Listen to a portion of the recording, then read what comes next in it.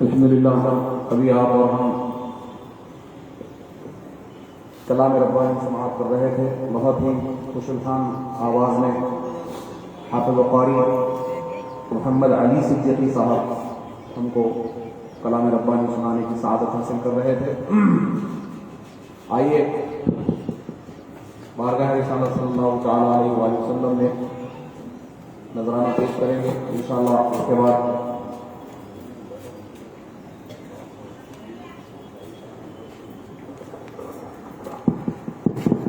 انشاءاللہ مولانا محمد حنیف صاحب قادری کا اس کے بعد خطاب ہوگا.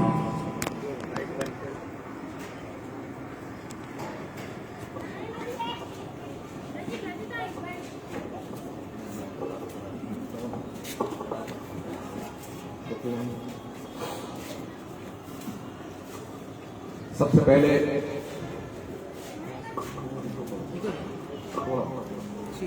سب سے پہلے آپ اور ہم مل کر کے بارگاہ رسالت صلی اللہ تعالیٰ علیہ وآلہ وسلم میں ہدیہ درود پیش کریں گے بشکل قصیدہ درود شریف.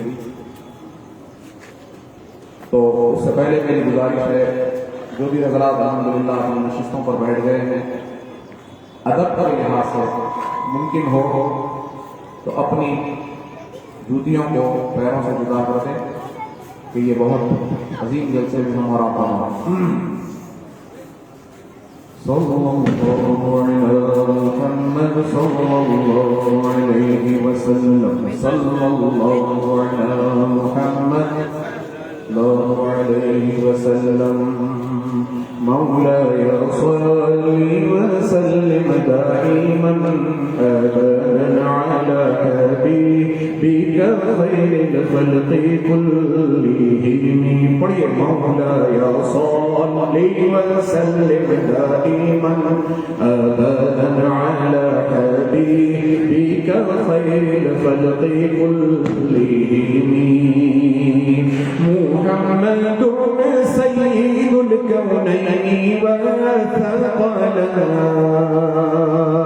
محمد سيد الكونين والثقلين والفريقين من عرب ومن عجم. مولاي صل وسلم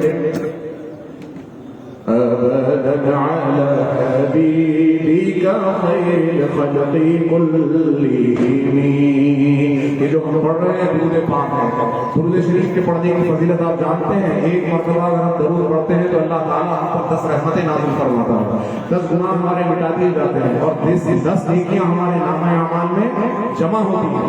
یہ تمام کے آپ کو مستحب بنیے. پڑھیے مولاي صل وسلم دائما ابدا على حبيبك خير.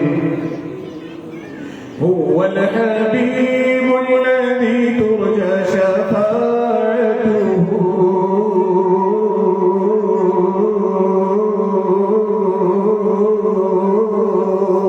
هو الحبيب الذي ترجى شفاعته والحبيب الذي ترجى شفاعته لكل هول من الأهوال مقتحم. مولاي صل وسلم إيمان أبدا على حبيبك خير الخلق كلهم. يا ربي بالمصطفى بلغ مقاصدنا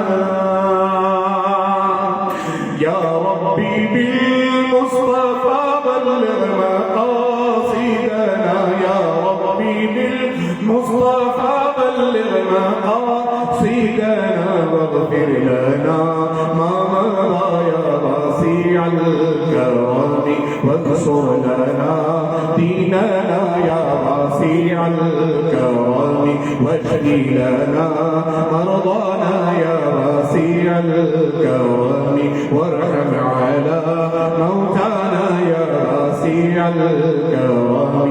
مولاي صل وسلم أبدا على حبيبك خير الخلق كلهم.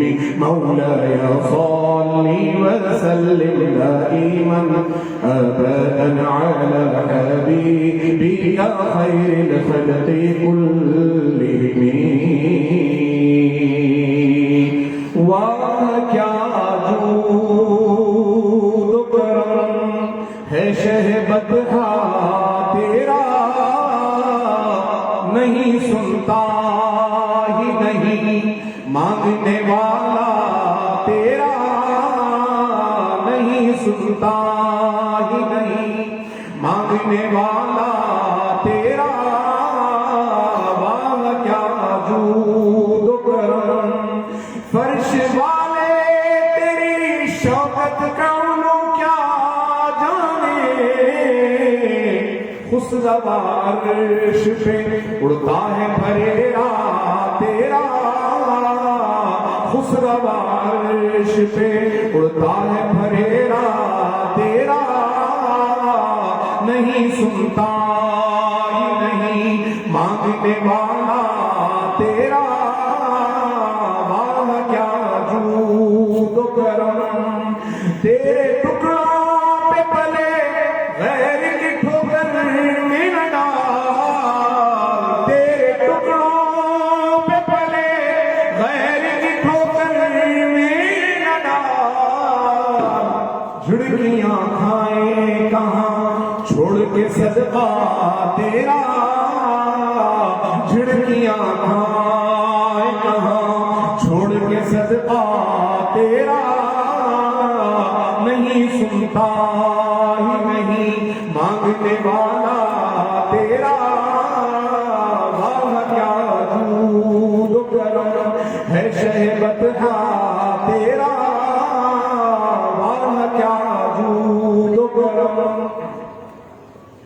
ایک میں کیا میرے عصیاں کی حقیقت کتنی،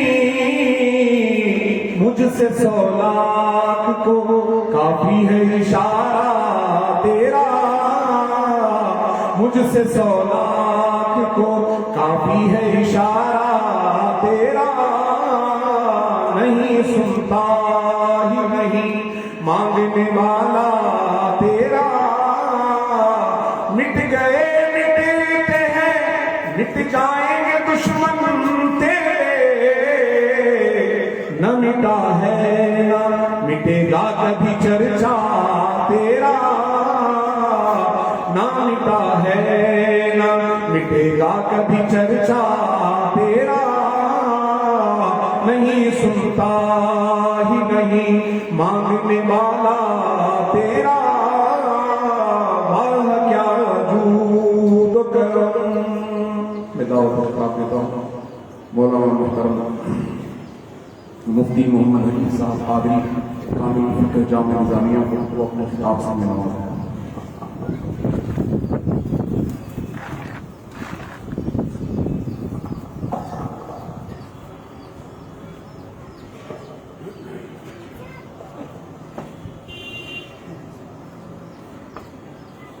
الحمدللہ رب العالمین۔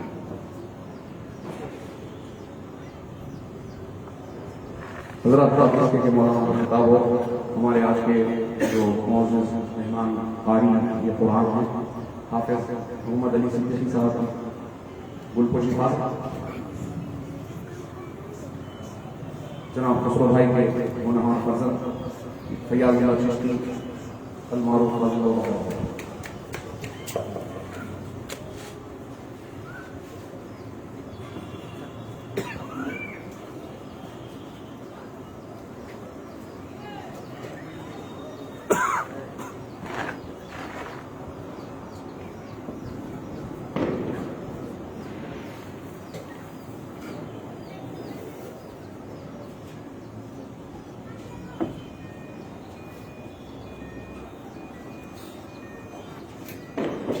الحمدللہ، تو میں مولانا مفتی محمد حنیف قادری صاحب سے درخواست کرتا ہوں مخطوبہ۔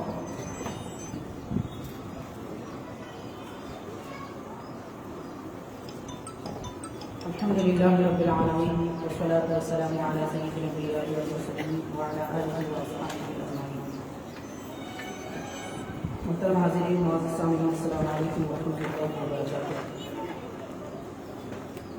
اللہ تبارک و تعالیٰ کلام مجید میں حضور نبی کریم رحمۃ للعالمین صلی اللہ علیہ وسلم کے عظمت و شان بیان کرتے ہوئے یہ ارشاد فرماتا ہے، ارشاد فرمایا خالق کائنات کے وتراہم ینظرون الیک وهم لا یبصرون۔ اس کا معنی و مطلب یہ ہے کہ نبی صلی اللہ علیہ وسلم آپ لوگوں کو یہ دیکھتے ہیں کہ وہ آپ کو دیکھتے ہیں لیکن وہ آپ کو نہیں دیکھتے۔ کلام مجید علانیہ طور پر یہ اعلان کر رہا ہے کہ نبی پاک رحمۃ للعالمین صلی اللہ علیہ وسلم کی حقیقت سے اس کائنات میں کوئی واقف نہیں ہے۔ وہ صحابہ کرام جن کی شان و عظمت بڑی اور جنہوں نے نبی پاک صلی اللہ علیہ وسلم کی تربیت میں رہ کر اپنا قلب اور اپنی روح کا تصفیہ و تزکیہ کیا، ایسی بے مثال کائنات میں سب سے اعلیٰ ترین شخصیتیں ان کے متعلق رب تعالیٰ فرماتا ہے، یہ ارشاد فرماتا ہے کہ وہ اے نبی وہ آپ کو دیکھتے ہیں، یعنی صحابہ کرام کے دیکھنے کو رب فرما رہا ہے کہ وہ دیکھ رہے ہیں مگر حضور نہیں دیکھ رہے ہیں۔ اس سے اشارہ اس بات کا دیا جا رہا ہے، مفسرین یہ ارشاد فرماتے ہیں کہ یہاں پر حقیقت محمدی کے ادراک اور معرفت کی طرف اشارہ کیا جا رہا ہے۔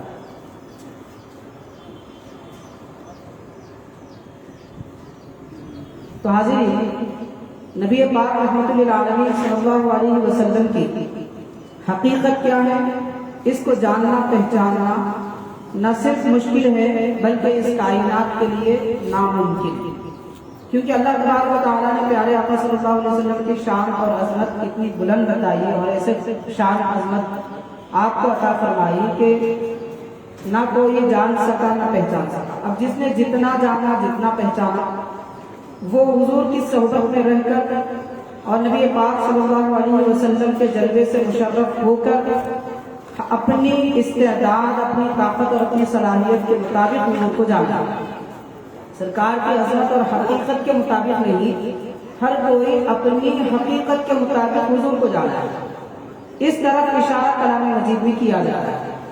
تو حاضرین، اس آیت پاک کو مد نظر رکھتے ہوئے نبی پاک صلی اللہ علیہ وسلم کی رؤیت اور حضور کا دیکھنا جن کو نصیب ہوا ہے، اگرچہ کہ وہ حقیقت اور کمال کے ساتھ نہ دیکھے ہوں، حقیقت اور کمال کو حضور کی نہ پہچانے ہوں، نہ جانے ہوں، لیکن اس کے باوجود چونکہ سرکار کی صحبت بنی ملی اور پیارے آقا صلی اللہ علیہ وسلم کو انہوں نے اپنے سر کی آنکھوں سے دیکھا حالت ایمان میں، اس لیے پروردگار نے ان شخصیتوں کو وہ مقام و فضیلت عطا فرمائی کہ ساری کائنات میں انبیاء کرام کے بعد بس انہی کا مرتبہ افضل و اعلیٰ ہے۔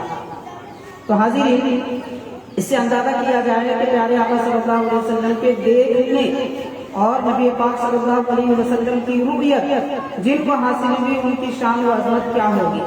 معزز حاضرین، سرکار عالم صلی اللہ علیہ وسلم کے رؤیت اور حضور کے دیکھنے کی جب بات آتی ہے تو اس کے متعلق مزید تھوڑی وضاحت کرتے ہوئے میں یہ عرض کروں گا، حضرت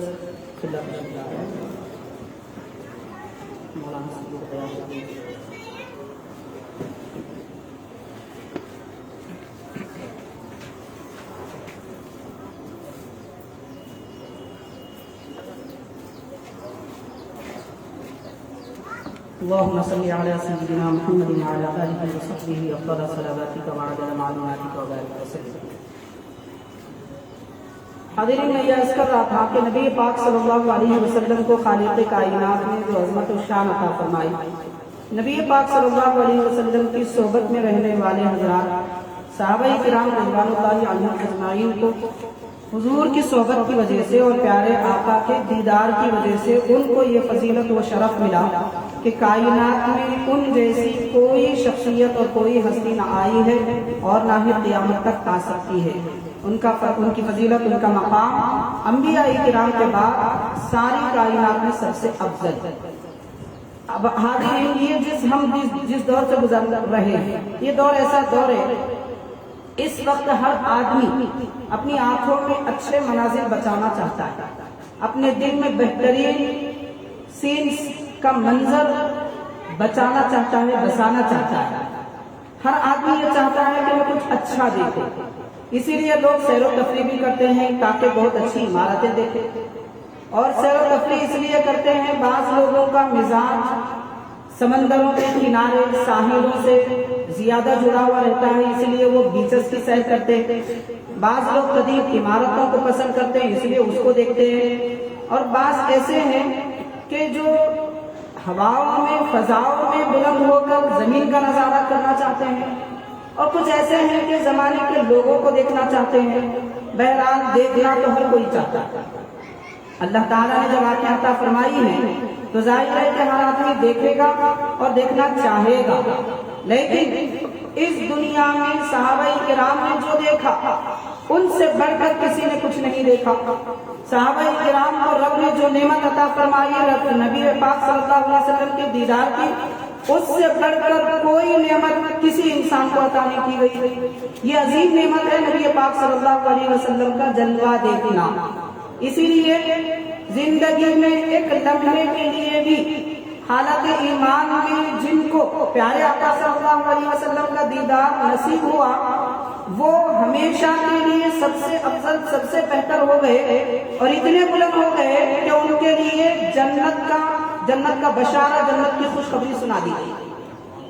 جبکہ کائنات میں ہر آدمی کو اس کی استطاعت عبادت لیاقت صلاحیت کے مطابق درجات دیے جاتے ہیں.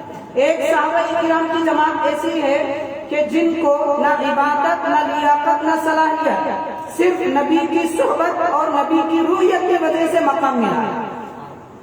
تو یہاں سوچنے غور کرنے کی یہ بات ہے آخر حضور کے دیدار کا مقام کیا ہوگا, سرکار کے دیدار کی لذت کیا ہوگا کہ ان کو یہ مقام ملا جنہوں نے حضور پاک صلی اللہ علیہ وسلم کو حالت ایمان میں دیکھا.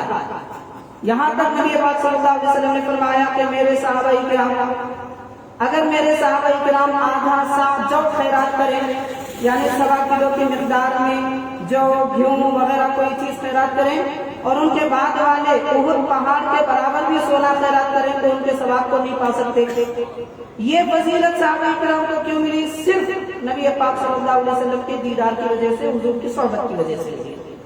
اب حاضرین کرام, کیا ہم مسلمانوں کو نہیں چاہیے کہ ہم حضور کے جلوے کا شوق رکھیں, سرکار دو عالم صلی اللہ علیہ وسلم کے دیکھنے کی تڑپ رکھیں؟ کیوں نہیں چاہیے؟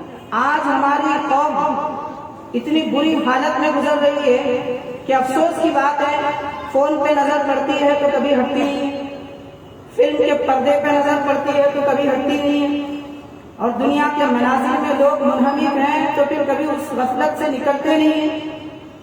اور افسوس کی بات یہ ہے کہ اللہ ہماری حفاظت فرمائے, ہماری آنکھوں کو حیا عطا فرمائے. غیر اجنبی عورتوں پر نظر پڑتی ہے تو پھر نظر وہاں سے نہیں ہٹتی. جبکہ حاضرین کرام نبی پاک صلی اللہ علیہ وسلم نے ارشاد فرمایا کہ بازاروں میں جو عورتیں بے پردہ گزرتی ہیں ان کے متعلق سرکار نے ارشاد فرمایا کہ شیطان عورت کی شکل میں تمہارے سامنے چلتا پھرتا ہے.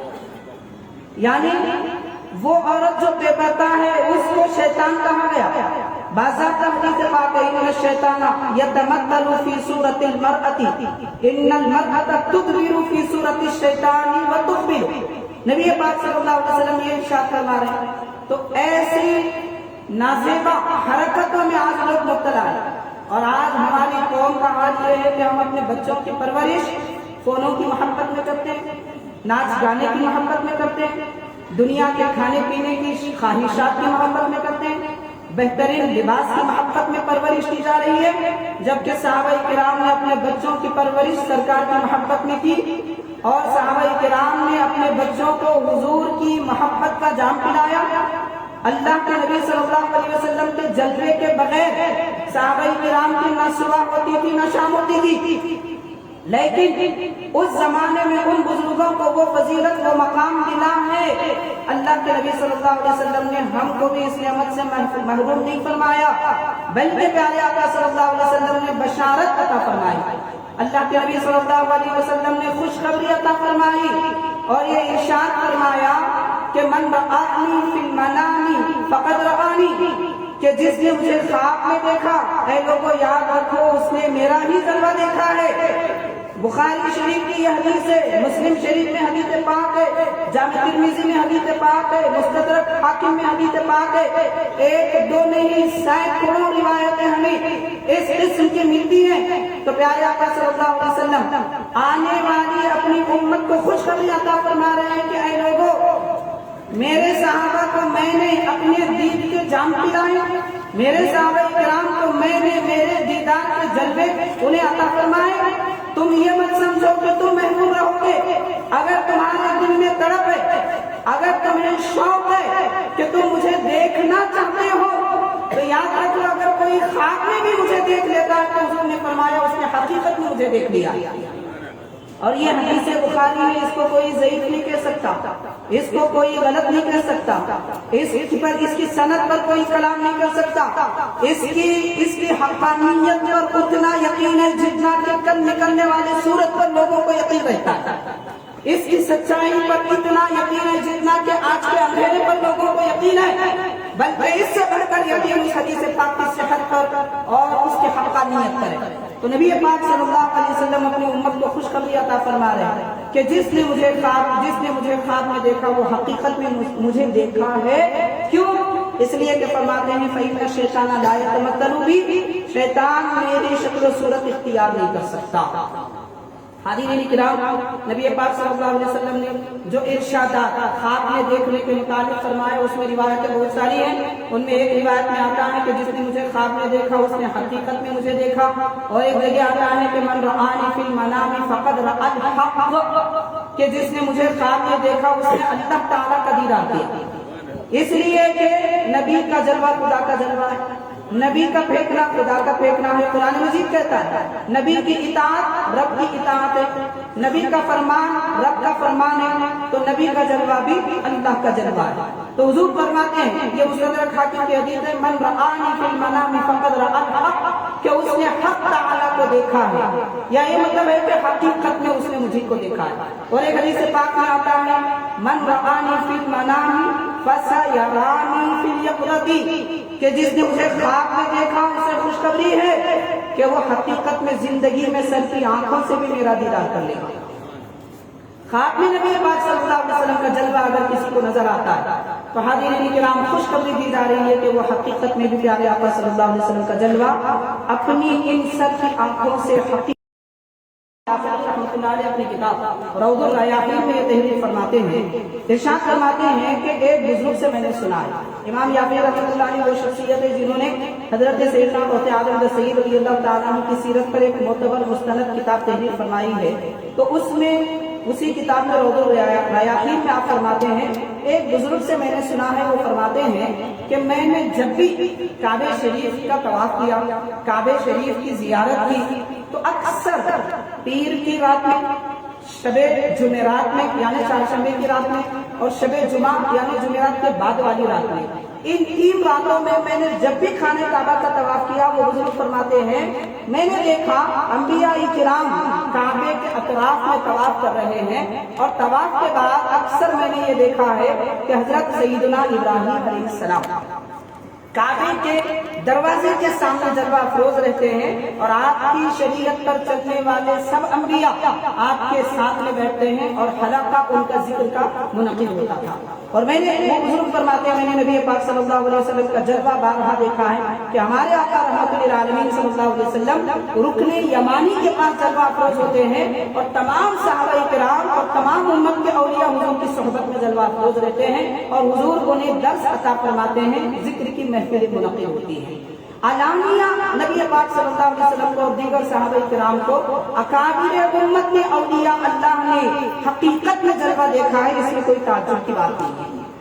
اور حاضرین کرام، یہی امام یافعی رحمۃ اللہ علیہ ارشاد فرماتے ہیں اپنی کتاب روض الریاحین میں تحریر فرماتے ہیں ایک مرتبہ مصر میں قحط سالی چھا گئی، مصر شہر میں قحط سالی چھا گئی، اور وہاں پر قحط سالی جب چھا گئی تو حضرت ابو عبداللہ قرشی رحمۃ اللہ علیہ اس زمانے کے قدیم بزرگ ہے جو غالباً 900 سال قدیم، تو فرماتے ہیں کہ حضرت ابو عبداللہ قرشی رحمۃ اللہ علیہ اللہ کے دربار میں دعا گو ہوئے کہ پروردگار تیرے محبوب بندوں کے صدقے، تیرے ذکر کی اور تیرے عبادت کے صدقے میں یہ قحط سالی جو وہاں پر چھائی ہوئی ہے کہ دانے کو لوگ ترس رہے ہیں، پانی کے قطرے کو ترس رہے ہیں، پروردگار یہ قحط سالی سے ہمیں نجات عطا فرما۔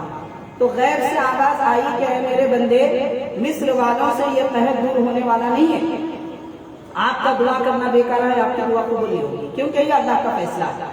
تو بزرگ حضرت ابو عبداللہ قرشی رحمۃ اللہ علیہ فرماتے ہیں میں نے یہ سمجھ لیا کہ اب مصر کے اس ملک میں کوئی ایک بھی ایسا شخص نہیں ہے کہ جس کی دعا قبول ہو، کیونکہ علانیہ اعلان آ رہا ہے۔ اسی لیے میں وہاں سے سیدھا ملک شام گیا، یعنی بیت المقدس۔ تو بیت المقدس گیا اور وہاں پر حضرت ابراہیم علیہ السلام کے مزار انور کے پاس گئے۔ تو حضرت ابراہیم علیہ السلام کے مزار انور کے پاس اس لیے گیا کہ میں حضرت ابراہیم کے وسیلے سے رب کے دربار میں دعا کروں کہ مصر والوں سے قحط جدا ہو جائے اور ان کے لیے راحتیں مل جائے۔ جب میں آپ کے دروازے پر، آستانے کے دروازے پر پہنچا تو وہاں میرے آقا رحمت للعالمین صلی اللہ علیہ وسلم کا جلوہ دکھا۔ میں نے حضور کی خدمت میں عرض کیا کہ سرکار، میں آپ کو اللہ کے انبیاء کا اور آپ کے تقدس کا واسطہ دیتا ہوں، مصر والوں کے لیے آپ دعا فرمائیں۔ تو نبی پاک صلی اللہ علیہ وسلم نے جیسے دعا فرمائی، قحط سالی ختم ہو گئی۔ تو حاضرین، اس روایت اور واقعے سے بھی یہ سبق دیا جا رہا ہے کہ نبی پاک صلی اللہ علیہ وسلم کا جلوہ حالت بیداری میں بھی مل سکتا ہے۔ شرط یہ ہے کہ دل ویسے پاک کیے جائیں، شرط یہ ہے کہ روح ویسی پاک ہو، شرط یہ ہے کہ آنکھیں بھی ویسی پاک ہو۔ آنکھوں کو طہارت کا وضو کروایا جائے، آنکھوں کو شرم و حیا کا وضو کروایا جائے اور دل کو پاک و صاف کر دیا جائے، تو ایسی صورت میں پیارے نبی صلی اللہ علیہ وسلم کا جلوہ نظر آتا ہے۔ تو حاضرین، نبی پاک صلی اللہ علیہ وسلم کے دیدار سے مشرف ہونے والے ایک دو نہیں، ہزاروں بلکہ لاکھوں خدا کے نیک بندے ہیں۔ انہی تسلسل میں عرض کروں گا، بڑا مشہور واقعہ ہم جانتے ہیں، علامہ ابن ملقن رحمۃ اللہ علیہ نے اپنی کتاب میں تحریر فرمایا ہے کہ حضور پیران غوث پاک رضی اللہ تعالیٰ عنہ نے ایک مرتبہ نبی پاک صلی اللہ علیہ وسلم کا جلوہ علانیہ دیکھا اور عرض کرتے ہیں کہ حضور آپ تشریف لائے ہیں؟ تو سرکار نے ارشاد فرمایا کہ ہاں اے عبد القادر، آپ لوگوں کو نصیحت کیجئے کیونکہ اللہ نے آپ کی زبان میں تاثیر عطا فرمائی ہے۔ تو حضرت غوث پاک رضی اللہ عنہ عرض کرتے ہیں کہ حضور، میں عجمی ہوں، فصیح بلیغ عربی میں لوگوں کو کیسے نصیحت کروں؟ تو پیارے نبی صلی اللہ علیہ وسلم تشریف لائے اور آپ کے منہ مبارک میں حضرت غوث پاک کے 7 مرتبہ دعائے رحم حضور نے ڈالا۔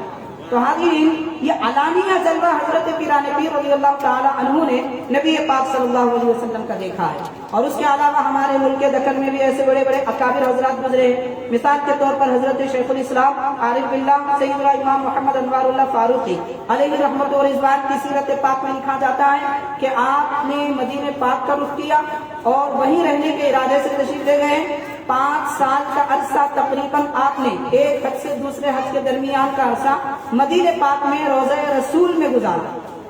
اس درمیان میں دوبارہ حج کیا، حج کے بعد واپس پھر نبی پاک صلی اللہ علیہ وسلم کے دربار میں آئے تو پیارے آقا صلی اللہ علیہ وسلم نے علانیہ آپ کو جلوہ دکھایا اور نبی پاک صلی اللہ علیہ وسلم نے حکم فرمایا کہ اے انوار اللہ، آپ ملک دکن جاؤ، وہاں پر تبلیغ اسلام کرو، آپ یہ نہ سمجھو کہ مجھ سے دور ہیں بلکہ میری تائید اور میری روحانیت آپ کے ساتھ ہے۔ تو حاضرین اکرام، نبی پاک صلی اللہ علیہ وسلم کا جلوہ کیسے بزرگوں نے کس طریقے سے دیکھا؟ حضرت شیخ الاسلام بانی جامع رحمۃ اللہ علیہ کے ایک بڑے شاگرد ہیں اور ان کی عربیت اور عربی کلام میں ادب کا لوہا ملک عرب کے لوگوں پر مانا جاتا ہے۔ حضرت علامہ سید ابراہیم ادیب رضوی رحمۃ اللہ علیہ، حضرت سید الشیوخ علامہ سید شاہ طاہر رضوی رحمۃ اللہ علیہ جو شیخ الجامعہ بھی تھے ایک زمانے میں، آپ کے والد محترم ہیں، آپ کے متعلق بیان کیا جاتا ہے کہ ان کے شیخ محترم حضرت سید جمال الدین قادری رحمۃ اللہ علیہ ایک مرتبہ یہ ارشاد فرماتے ہیں کہ نبی پاک صلی اللہ علیہ وسلم کا یہ ارشاد مبارک ہے، حدیث شریف ہے، انا من نور اللہ وکل شیء من نوری۔ یہ حدیث پاک کے باضابطہ امام بخاری رحمۃ اللہ علیہ کے استاد محترم حضرت علامہ عبد الرزاق محدث رحمۃ اللہ علیہ نے اپنی کتاب مصنف میں یہ حدیث پاک نقل فرمائی ہے۔ تو بہرحال یہ حدیث پاک اس زمانے میں اتنی زیادہ مشہور نہیں تھی، بعد میں وہ کتاب مصنف چھپی تو علماء کرام کو اس کا پتہ چلا۔ تو جب یہ حدیث بیان کی حضرت جمال الدین قادری رحمۃ اللہ علیہ نے تو علامہ ابراہیم ادیب رحمۃ اللہ علیہ یہ عرض کرتے ہیں کہ حضرت آپ یہ حدیث تو فرما رہے ہیں کہ یہ حدیث ہے، لیکن یہ حدیث کون سی کتاب میں؟ چونکہ اس وقت مصنف کتاب زیادہ مشہور نہیں تھی، لکھی گئی تھی امام بخاری سے پہلے لیکن مطبوعہ نہیں تھی، چھپی بھی نہیں تھی، لوگوں کے ہاتھوں پر نہیں تھی، اسی لیے اس حدیث کا علم نہیں تھا کہ فلاں کتاب میں ہے۔ حدیث کا علم تھا کہ یہ حدیث ہے لیکن فلاں کتاب میں ہے، اس کا علم نہیں تھا۔ تو اس لیے علامہ ادیب رحمۃ اللہ علیہ نے عرض کیا کہ یہ کس کتاب میں موجود ہے؟ میں نے تو کوئی حدیث کی کتاب نہیں پڑھی، کسی حدیث میں یہ میں نے کتاب حدیث میں نہیں پڑھا۔ تو حضرت جمال الدین قادری رحمۃ اللہ علیہ فرماتے ہیں کہ میاں اپنی آنکھیں بند کرو، اور جیسے آنکھیں بند کرتے ہیں مراقبہ کرتے ہیں، محفل میں جتنے وہاں پر آپ کے مریدین شاگردین تھے سب کے پردے ہٹ جاتے ہیں اور نبی پاک صلی اللہ علیہ وسلم کے دربار میں حاضر ہوتے ہیں اور حضور فرماتے ہیں انا من نور اللہ وکل شیء من نوری۔ عالم مشاہدے میں मुराकबे में बुजुर्गों ने नबी पाक सल्लल्लाहु अलैहि वसल्लम का जलवा देखा है। हाज़रीन, ये सारी गुफ्तगू के साथ मैं अर्ज ये करना चाहता हूँ, वक्त हमारे पास बिल्कुल मुख्तसर है, तो हाज़रीन मैं अर्ज ये करना चाहता हूँ, आज हम मुसलमान कौम अपने बच्चों को दुनिया की हर चीज दिखाना चाहते हैं, फोन घंटों उनके हाथ में दे देते हैं और इंटरनेट तो उनके लिए बिल्कुल आजाद है कि वो जहाँ चाहे घुस जाए, जो चाहे करे। ऐसे आलम में क्या हम अपने बच्चों की तरबियत इस अंदाज से नहीं करेंगे? दुनिया के मनाजिर दिखाना चाहते हैं, जरा अपने बच्चों को नबी का जलवा देखने का शौक भी तो पैदा कीजिए। नबी पाक सल्लल्लाहु अलैहि वसल्लम के दीदार पाक से मुशर्रफ होने का शौक भी दिलाइए। और वो कैसे हो सकता है? हबीब पाक रहमतुल्लिल आलमीन सल्लल्लाहु अलैहि वसल्लम के जलवे को पाने के लिए सबसे पहली शर्त ये है कि प्यारे आका सल्लल्लाहु अलैहि वसल्लम की इताअत और पैरवी की जाए, नबी पाक सल्लल्लाहु अलैहि वसल्लम की सुन्नत और हुजूर की शरीयत की कदम ब कदम पैरवी की जाए, सरे मुंह इन्हिराफ न होने पाए। एक बाल बराबर भी अगर इन्हिराफ हो, शरीयत से अगर हटने की बात हो, तो फिर वो आदमी ना अल्लाह का हो सकता है, ना रसूलुल्लाह का हो सकता है, और ना ही उसे हुजूर पाक सल्लल्लाहु अलैहि वसल्लम का जलवा मिल सकता है। हाज़रीन इकराम, पहली शर्त है प्यारे आका के दीदार से मुशर्रफ होने के लिए कि इत्तिबाए शरीयत हो। और इत्तिबाए शरीयत कैसी होनी चाहिए? अल्लाह के नबी की शक्ल सूरत में आते हैं। चुनांचे हजरत अल्लामा इब्ने सीरीन रहमतुल्लाह अलैह, जो बड़े मुअब्बिर हैं, ख्वाब की ताबीर में शहंशाह माने जाते हैं, इमाम आजम अबू हनीफा रहमतुल्लाह अलैह जैसी शख्सियत अपने ख्वाबों की ताबीर इब्ने सीरीन से लेते थे। तो वो इब्ने सीरीन रहमतुल्लाह अलैह से अगर कोई बयान करता कि मैंने ख्वाब में हुजूर को देखा है, तो आप फरमाते सिर्फ लना, बताओ क्या देखा है। जब वो बयान करते तो फरमाते कि हाँ, अगर वाक़ियतन चेहरा अनवर हुलिया मुबारक वैसा ही होता जैसे हुजूर को देखा है, तो फरमाते कि हाँ तुमने नबी को देखा है। थोड़ा भी फर्क आता तो फरमाते कि तुमने नबी को नहीं देखा, बल्कि शैतान ने तुम्हें धोखा दिया। इसमें कोई शक नहीं है कि नबी की शक्ल सूरत में शैतान नहीं आ सकता, जबकि जलवा सरकार का ही हो। एक बात हो गई। दूसरी बात ये, अल्लाह के नबी का जलवा अगर किसी को नसीब हो, अल्लाह ताला सब मुसलमानों को अता फरमाए, ख्वाब में भी अता फरमाए और हदीस पाक की बिशारत के मुताबिक हकीकत में भी अता फरमाए। हमारे आंखों में वो कमाल, वो ताजगी, वो पाकीज़गी अता फरमाए। लेकिन हाज़रीन, जलवा अगर नसीब हो तो ये ढंडोरा पीटने की चीज नहीं होती, क्योंकि अल्लाह का ये कानून है, रब ताला नेमत अता फरमाता है, और वो नेमत अगर लोगों के सामने जाहिर की जाए तो परवरदिगार वो नेमत उठा भी लेता है। तो रब ताला जो नेमतें अता फरमाता है वो राज छुपाने के होते हैं, सबको बताने के नहीं होते। बहरहाल ये एक मुसल्लमा बात है। आखिरी एक दो बातें और करूंगा। हदीस पाक है बाज़ाब्ता, नबी पाक सल्लल्लाहु अलैहि वसल्लम का जलवा कैसा है? सहाबाए किराम से जब अर्ज़ किया गया तो एक सहाबी कहते हैं, कान्न शम्स ततलू फी वजहिही, गोया के सूरज हुजूर के चेहरे अनवर में नजर आ रहा है। आप गौर कीजिए, पानी में किसी का चेहरा दिखता है, आईने में किसी का चेहरा दिखता है, लेकिन नबी के चेहरे में सूरज नजर आता है। प्यारे नबी का चेहरा इतना साफ और शफाफ कि सूरज भी तैरता नजर आता है। तैरना कब हो सकता है? यानी समंदर में या फिर बड़े पानी में, बड़ी नहर में कोई तैरता है, सूरज नबी पाक सल्लल्लाहु अलैहि वसल्लम के चेहरे में तैरता नजर आता है। ये मुस्नद इमाम अहमद, मुस्तदरक हाकिम, कंजुल उम्माल वगैरह की हदीस पाक है। और एक सहाबी से अर्ज किया गया तो इरशाद फरमाते हैं कि मैंने हुजूर को ऐसे देखा कि जिस महफिल में हुजूर तशरीफ लाते ऐसे रोशनी फैल जाती जैसे कि सूरज निकल चुका है। तो सूरज निकलने पर जैसे सारा जहां मुनव्वर होता है, नबी पाक सल्लल्लाहु अलैहि वसल्लम की तशरीफ आवरी पर यह सिर्फ आलम जिस्म ही नहीं, आलम रूह और आलम कल्ब भी मुनव्वर हो जाता है। तो बहरहाल हाज़रीन, ये मुख्तसर सी चंद बातें जिसके साथ हमें ये नसीहत मिलती है कि अगर हमें कुछ देखने का शौक है तो नबी के जलवा देखने का शगफ और शौक पैदा करें, और उसके लिए कसरत से दुरूद शरीफ पढ़ें, शरीयत की पैरवी करें और अल्लाह ताला की इबादत में अपना वक्त ज़्यादा लगाएं। यकीनन नेमतें अल्लाह ताला हमें अता फरमाएगा। सल्लल्लाहु तआला वसल्लम अला खैरि खल्क़िही सय्यिदिना मुहम्मद व आलिहि व अस्हाबिही अजमाईन वल्हम्दुलिल्लाहि रब्बिल आलमीन।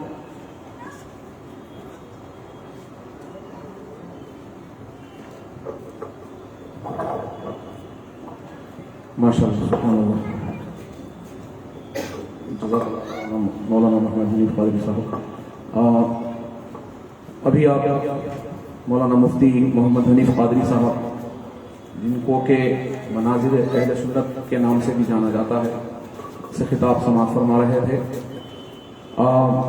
आपका अल्हम्दुलिल्लाह बाज़ाब्ता ہر اتوار کو بعد نماز عشاء 1 گھنٹے کے لیے درس بخاری شریف یہاں خسرو بھائی کے گھر پہ ہوتا تھا. یہ لاک ڈاؤن وغیرہ یہ حالات کے چلتے اس کو روک دیا گیا تھا. الحمدللہ انشاءاللہ پھر سے آنے والے اتوار سے اس کا آغاز ہونے جا رہا ہے. آپ تمام حضرات ضرور تشریف لائیں. اور مولانا مفتی حنیف قادری صاحب بہت ہی باکمال شخصیت ہے ماشاءاللہ, اور احادیث مبارکہ کا جو درس دیتے ہیں تو ایسے لگتا ہے جیسے ہمارے اندر اتر رہا ہے, کیونکہ وہ عالم باعمل ہیں. اور نظامیہ جامع نظامیہ جو بہترین ادارہ حیدرآباد کے اندر ہے اس کے مایانہ ثبوت ہے. آپ حضرات سے میری درخواست ہے کہ ان کے درس دروس سے مستفیض ہوں.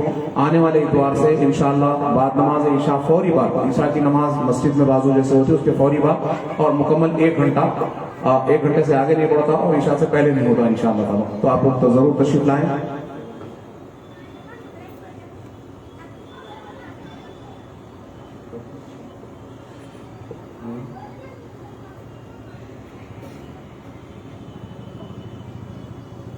میں جناب مولانا محمد کلیم اللہ چشتی صاحب سے درخواست کرتا ہوں کہ وہ مہمانوں کی گلپوشی فرمائیں.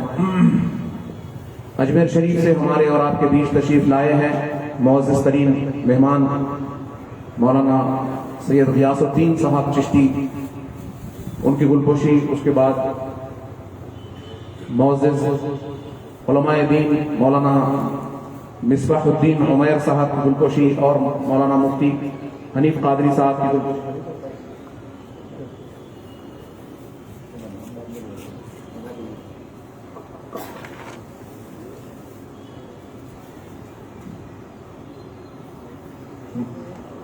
جناب مولانا قاری عظمت اللہ صاحب جو اس مسجد محی الدین کے امام ہیں, ان کی گلپوشی بھی کلیم اللہ چشتی صاحب فرما رہے ہیں.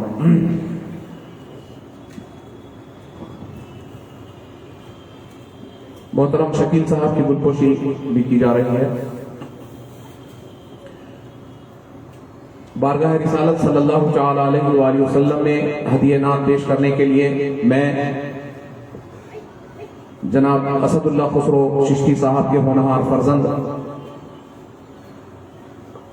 برخوردار محمد فیاض اللہ چشتی فاضل بابا کو دعوت دیتا ہوں کہ بارگاہ رسالت صلی اللہ علیہ وسلم میں ہدیہ نام پیش فرمائیں.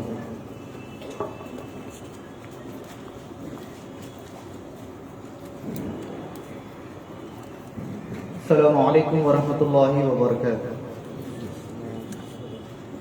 صلی اللہ علیہ یا رسول اللہ وسلم علیہ یا حبیب اللہ. صلی اللہ علیہ یا رسول اللہ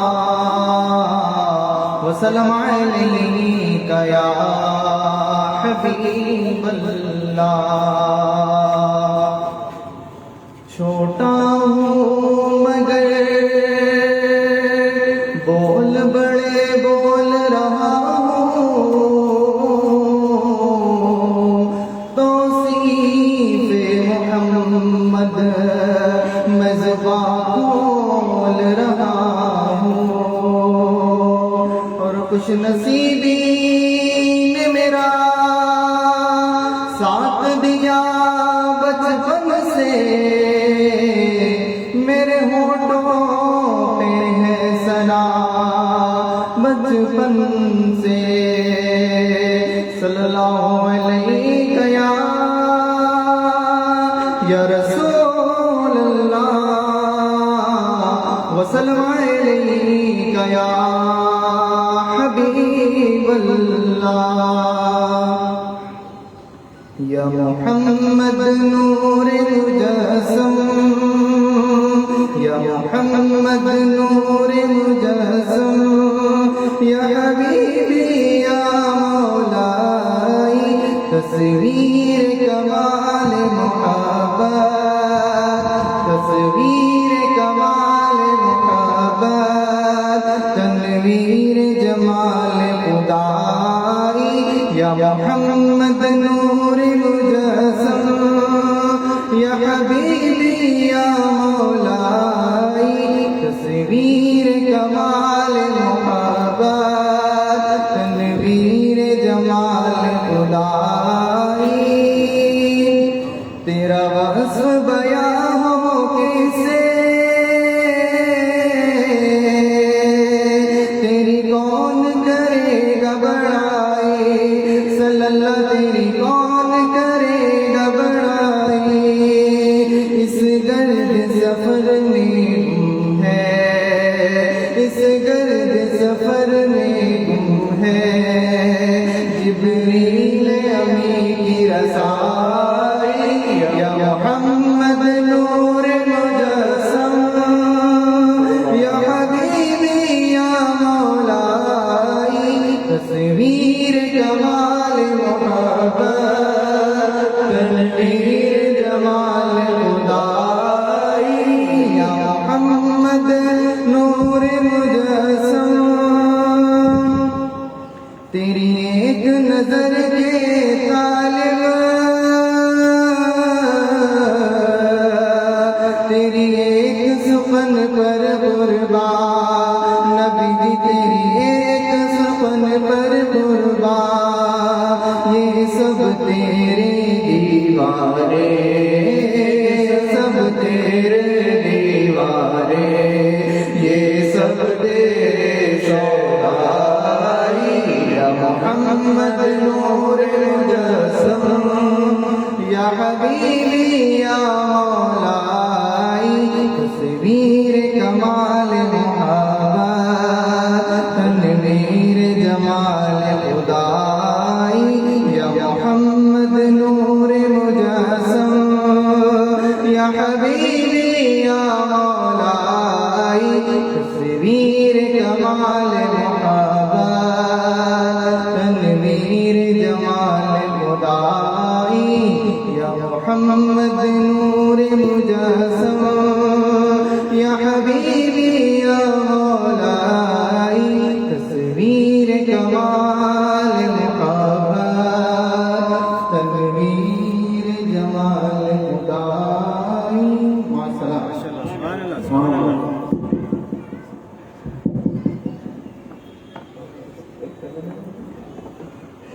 تو رہی سے روز شفاعت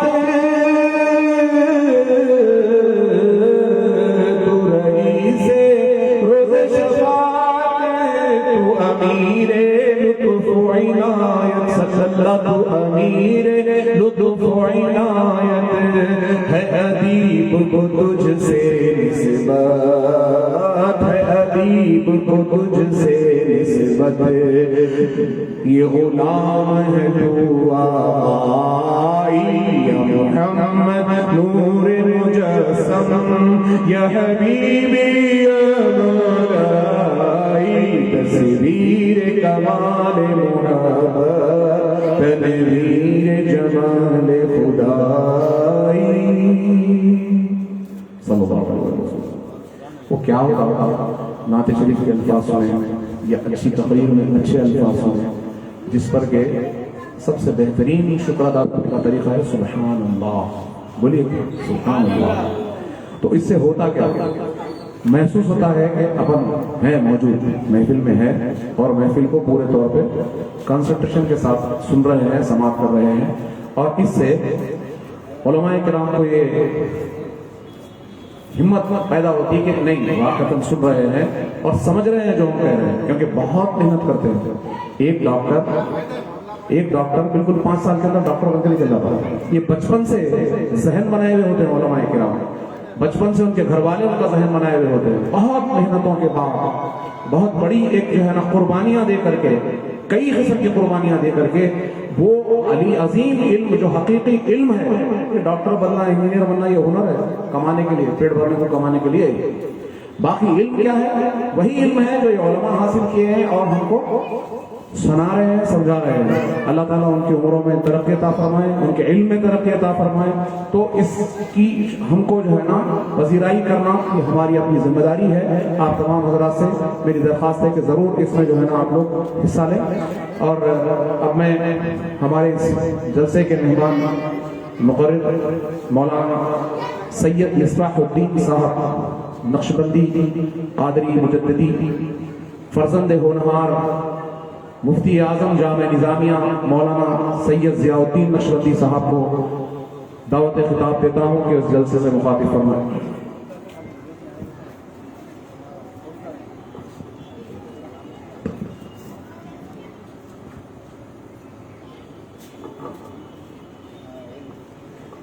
السلام علیکم ورحمۃ اللہ وبرکاتہ۔ الحمد للہ رب العالمین والصلاة والسلام على حبیبہ سید الانبیاء واشرف المرسلین وعلى آلہ الطیبین الطاہرین وأصحابه الأكرمين الأفضلين وعلى من أحبهم وتبعهم بإحسان أجمعين إلى يوم الدين. أما بعد فأعوذ بالله من الشيطان الرجيم. بسم الله الرحمن الرحيم. لا أقسم بهذا البلد وأنت حل بهذا البلد. صدق الله العظيم. وقال تعالى في شأن حبيبه الكريم: إن الله وملائكته يصلون على النبي يا أيها الذين آمنوا صلوا عليه وسلموا تسليما. اللهم صل على سيدنا محمد وعلى آله وصحبه أفضل صلواتك وعدد معلوماتك وبارك وسلم. بزرگان محترم مکرم حاضرین و سامعین، شہنشین پر تشریف فرما حضرت مولانا سید غیاث الدین چشتی اجمیری صاحب قبلہ دامت برکاتہ العالیہ، وہ محترم المقام عبد الرزاق راشد نقشبندی مجددی قادری صاحب، وہ دیگر مہمانان کرام، حاضرین محترم، اللہ سبحانہ و تعالیٰ کا فضل و کرم ہے کہ اس نے ہمیں اپنے حبیب کریم رؤوف الرحیم صلی اللہ علیہ وسلم کی امت بابرکت میں پیدا فرمایا، اور حضور پاک علیہ السلام کی نسبت کی وجہ سے اللہ تعالیٰ نے ہم کو اس مبارک محفل میں سرکار کا ذکر مبارک سننے کے لیے جمع ہونے کی سعادت مرحمت فرمائی ہے۔ حاضرین محترم، حضرت سیدی شیخ الاسلام عارف باللہ امام محمد انوار اللہ فاروقی بانی جامع نظامیہ رحمت اللہ تعالی علیہ فرماتے ہیں، حدیث مبارک آپ نے ذکر فرمائی ہے، ذکر الانبیاء عبادہ، کہ انبیاء کرام کا ذکر کرنا بھی عبادت ہے۔ تو آپ تمام اور ہم نماز عشاء کے بعد اس مجلس میں جمع ہوئے ہیں، اور یہاں پر انبیاء کا ہی ذکر نہیں کیا جا رہا ہے بلکہ امام الانبیاء کا ذکر کیا جا رہا ہے، اور امام الانبیاء علیہ السلام کا ذکر کرنا عبادت ہے، اور اس سے اللہ سبحانہ و تعالی راضی اور خوش ہوتا ہے۔ اور حضرت سیدی شیخ الاسلام بانی جامع نظامیہ رحمت اللہ تعالی علیہ بیان فرماتے ہیں، جس بستی میں سرکار کی میلاد مبارک کی محفل سجائی جاتی ہے، اللہ تعالیٰ اس بستی سے عذاب کو اٹھا لیتا ہے اور وہاں پر رحمتوں کی انوار کی بارش نازل فرماتا ہے۔ تو حاضرین محترم، یہ آپ کے لیے، ہمارے لیے، اس محلے میں رہنے والوں کے لیے، سبھی کے لیے بڑی خوش بختی اور سعادت مندی کی بات ہے کہ ہم اس مبارک مجلس میں جمع ہوئے ہیں۔ اللہ تعالی ہمارے یہاں جمع ہونے کو اپنے دربار میں قبول و منظور فرمائے۔ حاضرین محترم، ابھی میں نے خطبے میں جن دو آیتوں کی تلاوت کا شرف حاصل کیا، اس میں اللہ سبحانہ و تعالی شہر مکہ کی قسم ذکر فرما رہا ہے. اللہ تعالی شہر مکہ کی قسم یاد فرما رہا ہے. لا اقسم بهذا البلد، مجھے قسم ہے اس شہر مکہ کی.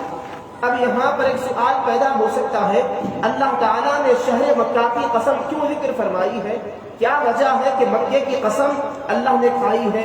کیا شہر مکہ کی قسم اس لیے ذکر فرمائی ہے کہ وہاں پر کعبۃ اللہ ہے؟ کیا شہر مکہ کی قسم اس لیے ذکر فرمائی ہے کہ وہاں پر حجر اسود ہے؟ کیا شہر مکہ کی قسم اس لیے ذکر فرمائی ہے کہ وہاں پر مقام ابراہیم ہے؟ کیا شہر مکہ کی قسم اس لیے ذکر فرمائی ہے کہ وہاں پر میزاب رحمت ہے؟ کیا شہر مکہ کی قسم اس لیے ذکر فرمائی ہے کہ وہاں پر مقدس حتیم ہے؟ کیا شہر مکہ کی قسم اس لیے ذکر فرمائی ہے کہ وہاں پر دروازہ کعبہ ہے؟ کیا شہر مکہ کی قسم اس لیے ذکر فرمائی ہے کہ وہاں پر چاہ زمزم ہے؟ کیا شہر مکہ کی قسم اس لیے ذکر فرمائی ہے کہ وہ روحانیت کا عظیم مرکز ہے؟ اللہ تعالیٰ نے قرآن مجید میں شہر مکہ کی جو قسم ذکر فرمائی ہے کہ اس کی وجہ یہ ہے کہ وہاں پر مینا اور مزدلفہ کی مبارک گھاٹیاں ہیں، یہ کیا وہاں پر صفا مروہ کی عظیم پہاڑ ہے. اللہ تعالیٰ نے کس لیے شہر مکہ کی قسم ذکر فرمائی ہے؟ اس وجہ سے نہیں کہ وہاں کعبۃ اللہ ہے، چاہے زمزم ہے، مقام ابراہیم ہے، مقدس حتیم ہے، صفا مروہ کی پہاڑیاں ہیں، مینا و مزدلفہ کے مبارک میدان ہے، بلکہ اللہ تعالیٰ نے شہر مکہ کی قسم ذکر فرمائی ہے تو اس وجہ سے کہ سرکار دو عالم صلی اللہ علیہ وسلم مکہ مکرمہ میں پیدا ہوئے اور مصطفیٰ نے شہر مکہ کو اپنی جائے قیام بنایا. اس نسبت سے اللہ تعالیٰ قرآن مجید میں فرماتا ہے لا اقسم بهذا البلد وانت حل بهذا البلد، مجھے قسم ہے اس شہر مکہ کی، اس لیے کہ اے حبیب صلی اللہ علیہ وسلم آپ یہاں پر تشریف فرما ہے تو مصطفیٰ مکے میں پیدا ہوتے ہیں، شہر مکہ کو اپنی جائے قیام بناتے ہیں، تو اس نسبت سے رب ذوالجلال قرآن مجید میں شہر مکہ کی قسم ذکر فرما رہا ہے. حاضرین محترم، حضور پاک علیہ الصلوۃ والسلام کی ولادت باسعادت مکہ مکرمہ میں ہوئی. اللہ تعالیٰ نے سرکار دو عالم صلی اللہ علیہ وسلم کے نور مبارک کو سب سے پہلے پیدا کیا.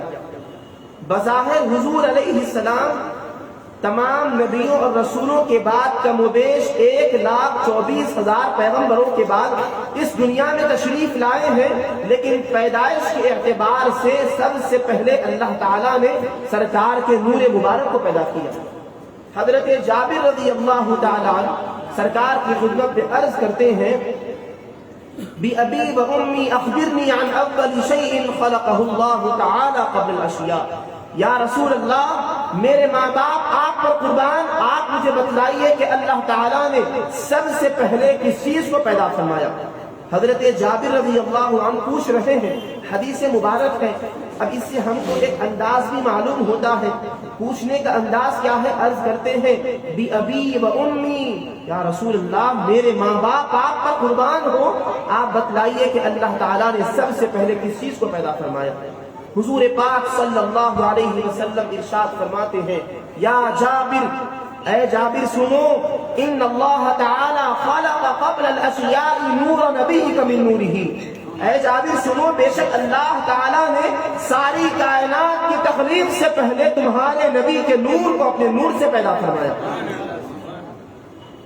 اور آگے سرکار فرماتے ہیں، یہیں پر حدیث مبارک ختم نہیں ہوتی، فجعل ذلك النور يدور بالقدرة حيث شاء الله تعالى. جب اللہ تعالیٰ نے اس نور مبارک کو پیدا کیا تو اس نور مبارک پر طرح طرح کی سرفرازیاں فرماتا رہا. ولم يكن في ذلك الوقت لوح ولا قلم ولا جنة ولا نار ولا ملك ولا سماء ولا شمس ولا قمر ولا جن ولا انس. اللہ تعالیٰ نے جس وقت تمہارے نبی کے نور کو اپنے نور سے پیدا کیا اس وقت آسمان بھی نہیں تھا، زمین بھی نہ تھی، انسان بھی پیدا نہیں کیے گئے، جنات بھی پیدا نہیں کیے گئے تھے. نہ اللہ نے آسمانوں کو پیدا کیا، نہ جنت کو پیدا کیا، نہ دوزخ کو پیدا کیا، نہ لوح کو پیدا کیا، نہ قلم کو پیدا کیا. سب سے پہلے آسمان و زمین کو پیدا کرنے سے پہلے، انسان و جنات کو پیدا کرنے سے پہلے، لوح و قلم کو پیدا کرنے سے پہلے اللہ تعالیٰ نے سب سے پہلے تمہارے نبی کے نور کو اپنے نور سے پیدا فرمایا. اور حدیث سے مبارک ہے، حضرت شاہ عبدالحق محدث دہلوی رحمۃ اللہ علیہ اس حدیث مبارک میں ذکر فرماتے ہیں، سرکار نے فرمایا اول ما خلق اللہ نوری، جس چیز کو اللہ تعالیٰ نے سب سے پہلے پیدا کیا وہ میرا نور ہے. اس حدیث کو ضعیف نہیں کہا جا سکتا. محقق علی الاطلاق حضرت شاہ عبدالحق محدث دہلوی رحمۃ اللہ علیہ فرماتے ہیں، فارسی میں لکھتے ہیں اس حدیث مبارک پر آپ کلام کرتے ہوئے، چنانچہ در حدیث صحیح وارد شد، یہ جو حدیث ہے یہ صحیح حدیث مبارک ہے. اب حاضرین محترم، یہاں پر آپ کے ذہن میں سوال پیدا ہو سکتا ہے کہ مصطفیٰ کو اللہ نے سب سے پہلے پیدا کیا، حالانکہ دنیا میں آنے کے اعتبار سے دیکھا جائے تو مصطفیٰ سب سے اخیر میں تشریف لائے. کم و بیش 1,24,000 پیغمبروں کے بعد حضرت عیسیٰ علیہ السلام کے تقریباً صحیح بخاری کی روایت کے بموجب 600 سال کے بعد اس دنیا میں تشریف لائے، اور کہا یہ جا رہا ہے کہ مصطفیٰ سب سے پہلے پیدا ہوئے. اگر پیدا سب سے پہلے ہوئے تھے تو کیوں سب سے پہلے نہیں آئے، سب سے اخیر میں تشریف لائے؟ حاضرین محترم، حضرت سیدی محدث لکن میرے دادا پیر ابو الحسنات سید عبداللہ شاہ نقشبندی مجددی قادری رحمت اللہ علیہ اس کا جواب دیتے ہوئے فرماتے ہیں، دیکھو اس کو اس مثال کے ذریعے سے سمجھو کہ زمین میں سب سے پہلے کھجور کی گٹھلی بو جاتی ہے. سب سے پہلے زمین میں درخت اگانے کے لیے کھجور کی گٹھلی دفن کی جاتی ہے، پانی ڈالا جاتا ہے، خدمت کی جاتی ہے. جب گٹھلی زمین میں گئی تو جھاڑ اگتا ہے، پھر وہ پیڑ بنتا ہے، اس کو ڈالیاں لگتی ہیں، ڈالیوں پر پتے آتے ہیں، پھر پھول لگتے ہیں، اس کے بعد پھل آتا ہے.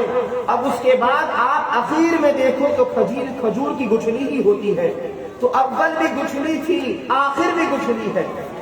ابتدا میں بھی دیکھو تو گٹھلی تھی. جو یہ بات کہی جاتی ہے کہ اللہ نے سب سے پہلے اپنے نور سے سرکار کو پیدا کیا، مصطفیٰ کے نور سے ساری کائنات کو بنایا، تو حضرت محدث لکن فرماتے ہیں اس کو سمجھنے کے لیے یہ مثال کو ذہن میں رکھو کہ ابتدا میں دیکھو تو کھجور کی گٹھلی تھی، جب اس کو زمین میں بویا گیا تو جھاڑ نکلا، پیڑ بنا، ڈالیاں لگی، پتے آئے، پھول اس کو لگے، اس کے بعد پھل آیا، پھر سب سے اخیر میں دیکھو تو کھجور کی گٹھلی بنتی ہے. آپ کھجور کا مغز کھاتے ہو تو اخیر میں جو چیز باقی رہتی ہے وہ گٹھلی ہے. تو ابتدا میں دیکھو تو گٹھلی تھی اور انتہا میں دیکھو تو بھی گٹھلی ہے. تو اس سے سمجھو ابتدا میں بھی مصطفیٰ تھے، سب سے پہلے پیدا کیے گئے، سب سے اخیر میں بھی اللہ نے مصطفیٰ کو ختم نبوت کا تاج پہنا کر اس دنیا میں بھیجا. حاضرین محترم، مصطفیٰ کا دنیا میں اخیر میں آنا، سب سے اخیر میں آنا، یہ اللہ سے مصطفیٰ کے قرب کو بتا رہا ہے کہ سرکار اللہ کے کس قدر قرب میں ہے، کس قدر اللہ کے قریب ہے کہ سب سے اخیر میں تشریف لائے. تمام نبیوں کو قرب خدا حاصل ہے، لیکن وہ قرب حاصل نہیں ہے جو مصطفیٰ کو حاصل تھا. دیگر انبیاء جلدی جلدی تشریف لا لیے، مصطفیٰ کمال قرب میں تھے، اسی لیے سب سے اخیر میں تشریف لائے. حاضرین محترم، آئیے جس نبی پاک علیہ السلام کے نور کو اللہ نے سب سے پہلے پیدا کیا، جن کو امام الانبیاء خاتم النبیین کی شان کے ساتھ دنیا میں بھیجا، وہ حبیب پاک علیہ السلام کی کیا شان، ان کے کیا معجزات ہیں. مصطفیٰ کو اللہ نے معجزات بھی عطا فرمائے ہیں. دیگر نبیوں کو معجزات دیے گئے، لیکن اللہ نے سرکار کو سراپا معجزہ بنا کر دنیا میں بھیجا. دیگر نبیوں کو جو جو معجزات عطا کیے گئے وہ تمام معجزات حضور پاک علیہ السلام کو عطا کیے گئے. سنیے سرکار کے کچھ معجزات. حضرت قتادہ رضی اللہ تعالیٰ عنہ جنگ کے میدان میں ہیں، ان کے آنکھ پر زخم آتی ہے، زخم کی وجہ سے ان کی آنکھ کا ڈلہ باہر آ گیا.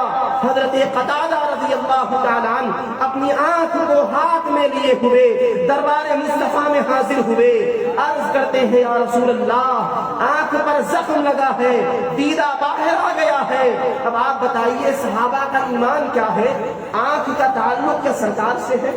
وہ ڈاکٹر اور کسی طبیب حکیم کے پاس جا سکتے تھے، لیکن صحابی مصطفیٰ کے دربار میں اپنی زخمی آنکھ کو لے کر حاضر ہوئے، دنیا کو بتا رہے ہیں اے دنیا والوں، ہمارا یہ ایمان و عقیدہ ہے کہ مصطفیٰ کے در سے ہر قسم کی دوا ہم کو ملتی ہے، ہر قسم کی شفا ملتی ہے۔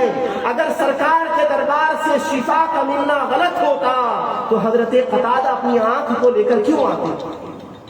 آگے سنیے، حضور پاک علیہ السلام سے عرض کرتے ہیں، طویل حدیث مبارک اختصار کے ساتھ عرض کرتا ہوں، سرکار دو عالم صلی اللہ علیہ وسلم ان کی آنکھ کے ڈلے کو اپنے دست مبارک میں پکڑ کر اس کے مقام پر رکھتے ہیں۔ حضرت قتادہ بیان کرتے ہیں، میری وہ آنکھ جس کو مصطفیٰ کا دست مبارک لگا دوسری آنکھ سے اور زیادہ روشن ہو گئی۔ سرکار کا دست مبارک لگ گیا تو آنکھ پہلے سے زیادہ روشن ہو گئی، اور دوسری جو آنکھ تھی جس پر زخم نہیں آیا تھا اس سے بھی زیادہ روشن ہو گئی۔ حاضرین محترم، روایتوں میں آتا ہے کہ بڑی طویل عمر ہوئی، اور دیگر صحابہ کے بارے میں بھی آتا ہے ان کے ساتھ بھی اس طرح کا معجزہ پیش آیا، بڑی عمر ہو گئی، 90-100 سال کی عمر ہو گئی، ان کی بینائی کا عالم یہ تھا کہ وہ سوئی کے ناکے میں دھاگا پرویا کرتے تھے۔ بینائی کا یہ عالم تھا، کیوں؟ مصطفیٰ کا دست مبارک لگ گیا۔ کسی کی آنکھ میں مصطفیٰ نے لعاب مبارک ڈالا تو سرکار کے دست مبارک کی برکت سے، لعاب مبارک کی برکت سے وہ آنکھ ایسی روشن ہو گئی، ایسی روشن ہو گئی کہ کبھی اس کی روشنی میں فرق نہیں آیا۔ حالانکہ جب عمر بڑی ہوتی ہے تو آنکھوں کی بینائی پر اثر پڑتا ہے، لیکن حاضرین محترم، مصطفیٰ کا دست مبارک لگتا ہے پہلے سے زیادہ روشن ہوتی ہے۔ زمانے کے تغیرات ان کی بینائی کے حوالے سے بیان کرتے ہیں کہ ایک صحابی جن کا نام مشر ہے وہ حضور پاک علیہ السلام کی خدمت میں حاضر ہوئے، ان کی ہتھیلی میں غدود آ گئے تھے جس کی وجہ سے وہ گھوڑے کی لگام کو نہیں تھام سک رہے تھے اور تلوار کو بھی وہ تھام نہیں سک رہے تھے، ان کی ہتھیلی میں غدود تھے۔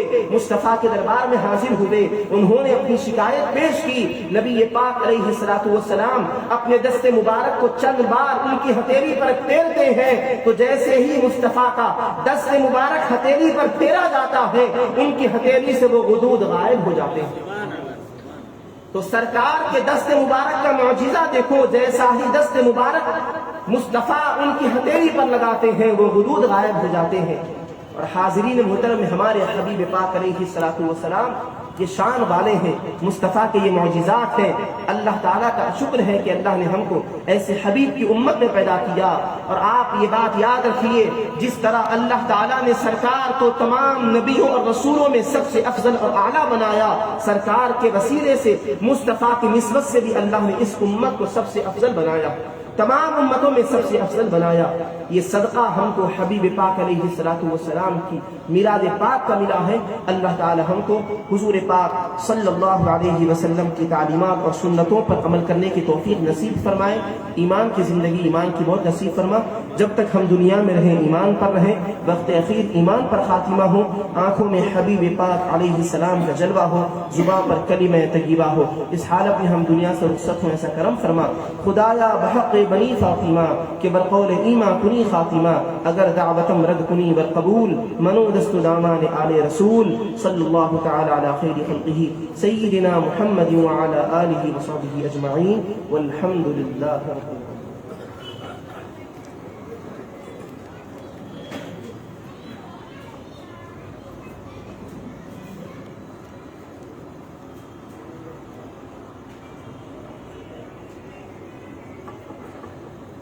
سبحان اللہ، ماشاء اللہ، جزاک اللہ خیر۔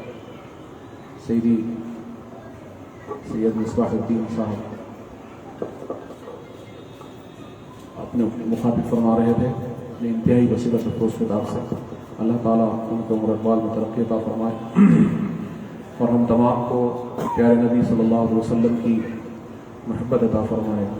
حقیقت میں وہ لطف زندگی پایا نہیں کرتے، حقیقت میں وہ لطف زندگی پایا نہیں کرتے، جو یاد مصطفیٰ سے دل کو بہلایا نہیں کرتے، زبان پر شکر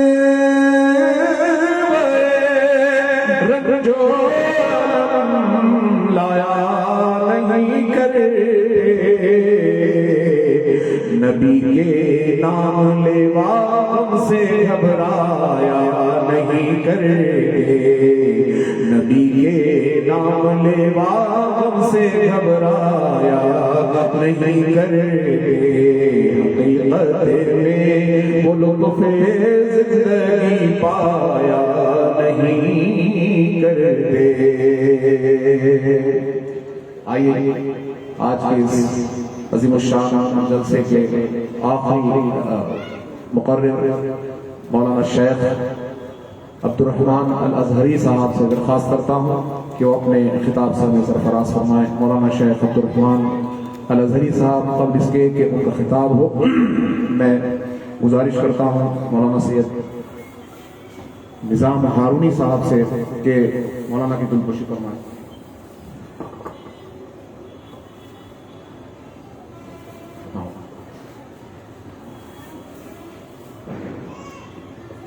میں مخاطبت کے لیے دعوت دیتا ہوں مولانا شیخ عبد الرحمن الازہری صاحب.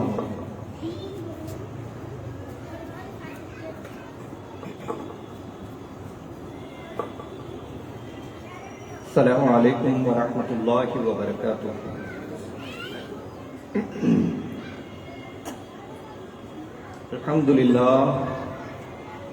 الحمد للہ الذی ہدانا للاسلام والصلاة والسلام علی المبعوث رحمة للانام وعلى آلہ الکرام وصحبہ العظام ومن سار على ضربہ من الاقوام. وبعد اعوذ باللہ من الشیطان الرجیم. بسم اللہ الرحمن الرحیم. لقد من اللہ علی المؤمنین اذ بعث فیہم رسولا. صدق اللہ العظیم وصدق رسولہ النبی الامین الکریم ونحن علی ذلک لمن الشاہدین والشاکرین والحمد للہ رب العالمین.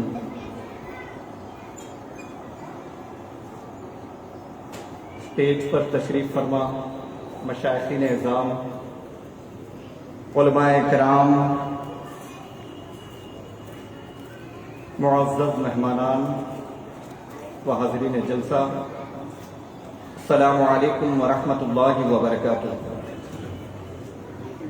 آئیے ہمارا کچھ کہنے اور سننے سے پہلے رحمت عالم، نور مجسم، نیر اعظم، صبح کائنات کے شمس الضحیٰ، شام کائنات کے بدر الدجا، منبع علم و ہدا محمد عربی روح فدا صلی اللہ علیہ وسلم کی بارگاہ میں ہدیہ درود و سلام پیش کریں. پڑھی اللہم صلی وسلم وبارک علی سیدنا مولانا محمد معدن الجود والکرم منبع العلم والحکم وآلہ وبارک وسلم صلاة دائمة بدوام ملک اللہ.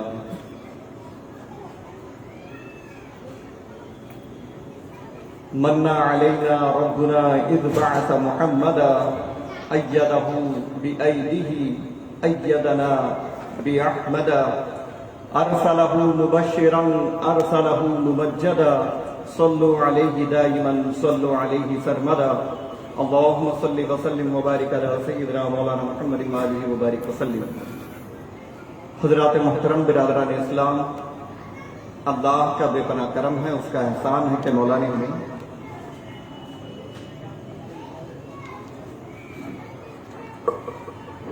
مسلمان بنایا، ایمان کی دولت سے مال مال فرمایا اور نبی کریم صلی اللہ علیہ وسلم کی امت میں پیدا فرمایا. اس پر ہم اس کا جتنا بھی شکریہ ادا کرے کم ہے. مجھ سے پیشتر میلاد مصطفیٰ صلی اللہ علیہ وسلم کے حوالے سے، عظمت و شان رسالت کے حوالے سے پرمغز خطاب آپ نے سماعت کیا. میں انشاءاللہ کچھ معروضات پیش کر کے اپنی بات کو ختم کرتا ہوں. پوری توجہ سے سنیں. جس آیت کریمہ کو میں نے سرنامہ کلام بنایا ہے، اس کے متعلق کچھ عرض کرنے سے پہلے قرآن کے مزاج کو سمجھیں. صرف ایک آدھ مثال دے کر کے میں اپنی گفتگو کی طرف آؤں گا. قرآن میں جو لفظ بھی استعمال ہوا ہے، چونکہ یہ اللہ کا انتخاب ہے، قرآن کے الفاظ کا انتخاب یہ اللہ کا ہے، تو ہر لفظ جس مقام پر جہاں جس جگہ آیا ہے اس جگہ اس مقام پر اس سے بہتر لفظ ہو نہیں سکتا، چونکہ یہ انتخاب رب کائنات خالق کائنات کا ہے۔ اور اللہ نے جن الفاظ کو جس مقام پر استعمال فرمایا ہے اس کی سینکڑوں ہزاروں حکمتیں ہیں، ہر لفظ اپنے اندر ہزاروں حکمتوں کو لیے ہوئے ہیں، اپنے دامن میں ہزاروں حکمتیں، ہزاروں علم و حکمت کی موتیاں لیے ہوئے ہیں۔ جیسا کہ آپ اگر غور کریں، اللہ رب العزت نے نبی کریم صلی اللہ علیہ وسلم کو پورے کلام مجید میں الگ الگ الفاظ سے، الگ الگ القاب سے یاد فرمایا ہے۔ یہ صرف نبی کریم صلی اللہ علیہ وسلم کی شان ہے کہ اللہ نے آپ کو جا بجا القاب کے ساتھ یاد فرماتا ہے، آپ کا تذکرہ القاب کے ساتھ فرماتا ہے، ورنہ دیگر انبیاء کا دیکھیں آپ، حضرت آدم کو بلانا ہو وقت میں گنجائش نہیں، ورنہ تفصیل سے عرض کرتا میں، حضرت آدم کو پکارنا ہو تو یا آدم کہہ کے اللہ نے مخاطب فرمایا، حضرت نوح کو بلانا ہو تو یا نوح کہا، حضرت ابراہیم کو پکارنا مقصد تھا تو یا ابراہیم کہا، حضرت عیسیٰ کو بلانا تھا تو یا عیسیٰ کہا۔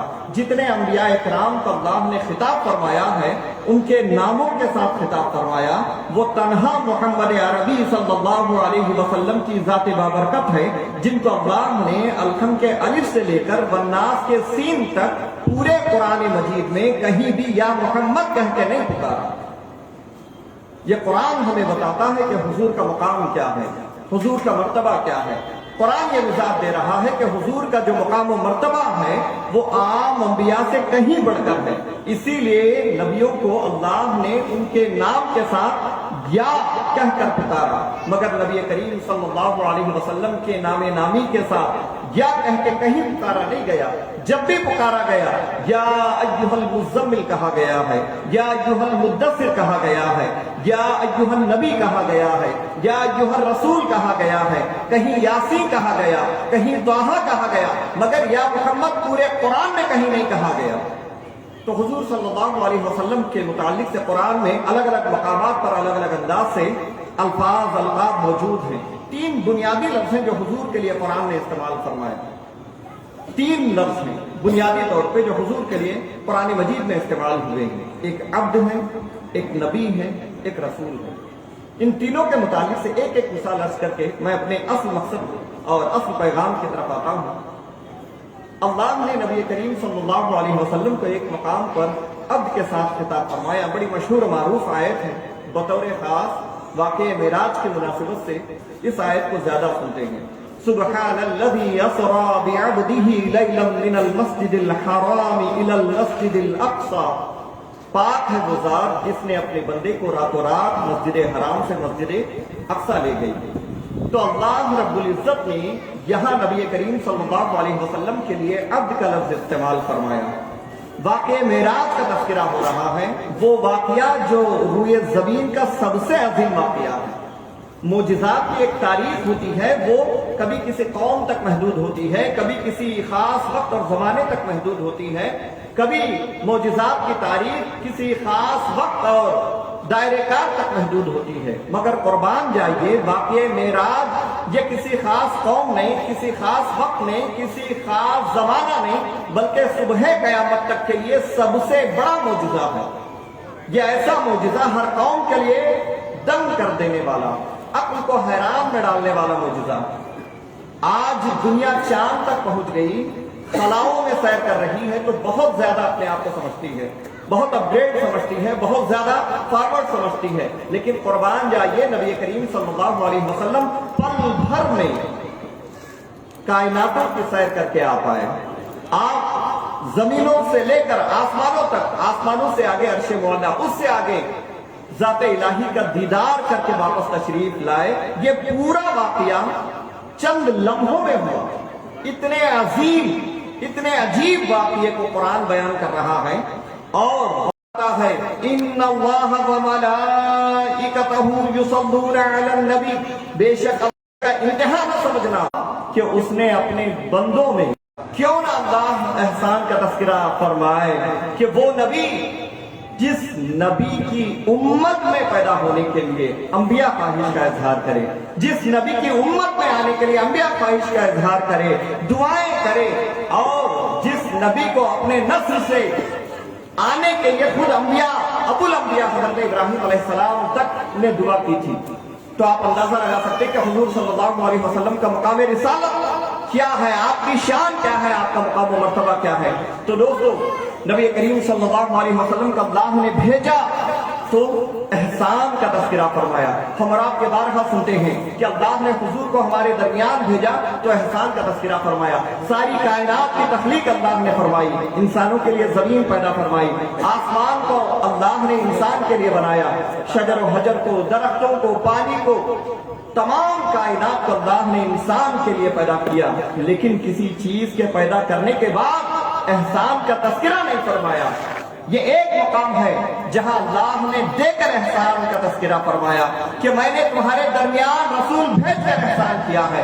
تو اندازہ لگا سکتے ہیں کہ حضور کی ذات گرامی کیسے عظیم ذات ہے۔ حضرت ابراہیم علیہ السلام خود اپنی زندگی کے سب سے عظیم کارنامے کے بعد خانہ کعبہ بنانا آپ کی زندگی کا سب سے عظیم کارنامہ تھا، اس کا اندازہ آپ کو بھی تھا، تو آپ نے خانہ کعبہ بنانے کے بعد دعا کی اللہ سے۔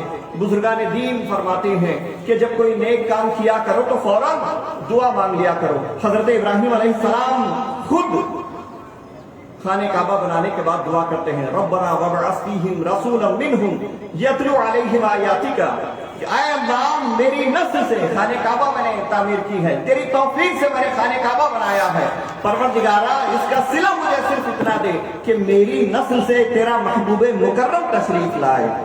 حضور جو دنیا میں آئے تو وہ میری نسل سے آئے، میری نسل سے تشریف لائے۔ یہ حضرت ابراہیم علیہ السلام نے دعا کی تھی۔ کتنے بڑے عظیم نبی تھے، ابو الانبیاء آپ کے لیے دعا کر رہے ہیں۔ کیسے نبی اللہ نے ہمیں عطا کیا ہے، کیسے رسول عطا کیا کہ انبیاء آپ کی امت میں پیدا ہونے کے لیے دعائیں کیا کرتے تھے۔ تو دوستو، ہم اور آپ بڑے خوش نصیب ہیں کہ اللہ نے اپنے محبوب مکرم کو ہمارے درمیان بھیجا، ہمیں اللہ نے اپنے محبوب کو عطا کیا ہے۔ یہاں تک تو ہم سنتے ہیں کہ اللہ نے بڑا احسان کیا۔ یہی میلاد کا تذکرہ ہے۔ میلاد کا تذکرہ کچھ اور نہیں ہے، میلاد کا تذکرہ یہی ہے کہ حضور کی آمد کا ذکر کیا جائے، حضور کی ولادت کا تذکرے کیے جائیں، حضور کی آمد اور ولادت کے چرچے کیے جائیں، خوشیاں منائے جائیں، یہی میلاد ہے۔ یہ میلاد کے تذکرے، حضور کے شان و عظمت کی باتیں تو ہم سنتے ہیں۔ آگے قرآن یہاں تک رکتا نہیں ہے کہ قرآن کیا کہتا ہے۔ نبی کریم جو تشریف لائے تو قرآن کہتا ہے کہ یتلو علیہم آیاتہ ویزکیہم ویعلمہم الکتاب والحکمہ۔ سوال پیدا ہوتا ہے، اللہ نے اتنے عظیم نبی کو بھیجا، اتنے عظیم رسول کو بھیجا، تو اس نبی اور رسول کے آنے کا مقصد کیا ہے؟ ان کے دنیا میں بھیجے جانے کا مقصد کیا ہے؟ قرآن آگے کہتا ہے ان کا مقصد یہ ہے کہ وہ اللہ کے کلام کو تم تک پہنچائے، تمہیں تعلیم دے، دین کی حکمت کی تعلیم دے، قرآن کی تعلیم دے، اسی لیے وہ دنیا میں تشریف لائے۔ گویا دین ہم تک پہنچانے کے لیے حضور تشریف لائے، یہی مقصد ہے۔ قرآن نے اس کو 3 مقامات پر بعثا کے ساتھ 3 مقامات پر ذکر کیا۔ ایک تو سورہ بقرہ میں حضرت ابراہیم کی دعا کے طور پہ ربنا وابعث فیہم رسولا منہم یتلو علیہم آیاتک، ایک دوسرا سورہ آل عمران میں جو میں نے تلاوت کی، ایک دوسرا سورہ جمعہ میں هو الذی بعث فی الامیین رسولا منہم یتلو علیہم آیاتہ۔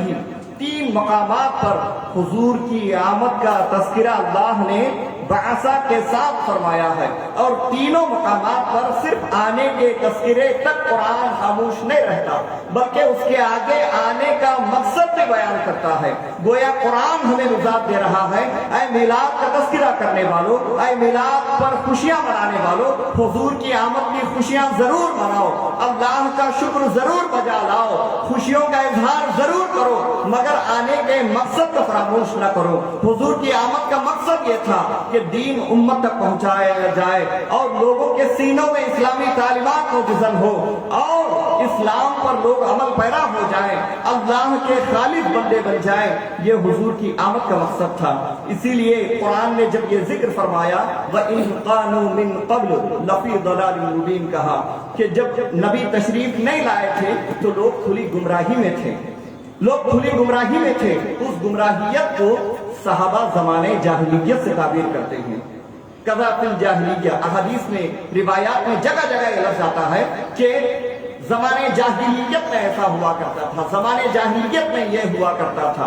तो वो ज़माना जिस ज़माने में हुजूर तशरीफ नहीं लाए थे, जिस दौर में इस्लामी तालीमात नहीं आई थी, उसको ज़माने जाहिलियत से ताबीर किया जाता है। हुजूर की आमद के बाद के ज़माने को इस्लाम और ईमान का ज़माना, इल्म और रोशनी के ज़माने से ताबीर किया जाता है। तो दोस्तों, हुजूर के आने से पहले जो हालात थे हुजूर के आने के बाद बदल गए। आज हम हुजूर के आने का तस्किरा करने, तस्किरा सुनने यहाँ जमा हुए हैं, तो हमें उस आमद की मकसद पर भी तवज्जो देनी चाहिए। ज़माने जाहिलियत में क्या होता था? ज़माने जाहिलियत में लोगों के साथ नाइंसाफी होती थी, सूद का निजाम चलता था, धोखाधड़ी के मामलात होते थे और आपसी हुकूक तलफी होती थी।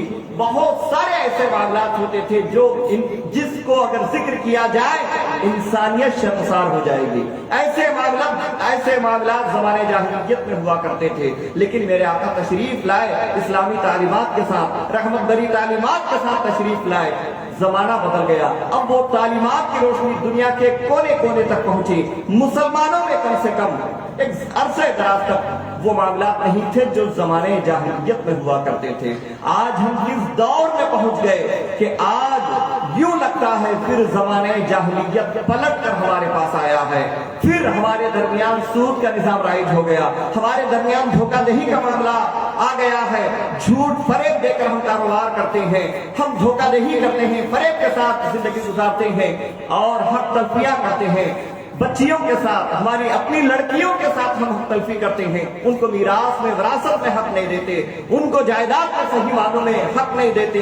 कई ऐसे मामलात हैं, आप देखते चले जाएं, इतने सारे मामलात जिनका इस्लाम के साथ कोई ताल्लुक नहीं, जिनका दीन के साथ कोई ताल्लुक नहीं, वो सारे मामलात आज हमारी जिंदगियों में है। अगर हम यहाँ जमा हुए हैं तो हम यहाँ से तहैया करके उठें कि हम मीलाद की बरकत के लेके उठेंगे कि कल से हमारी जो जिंदगी होगी वो पहले जैसी नहीं होगी।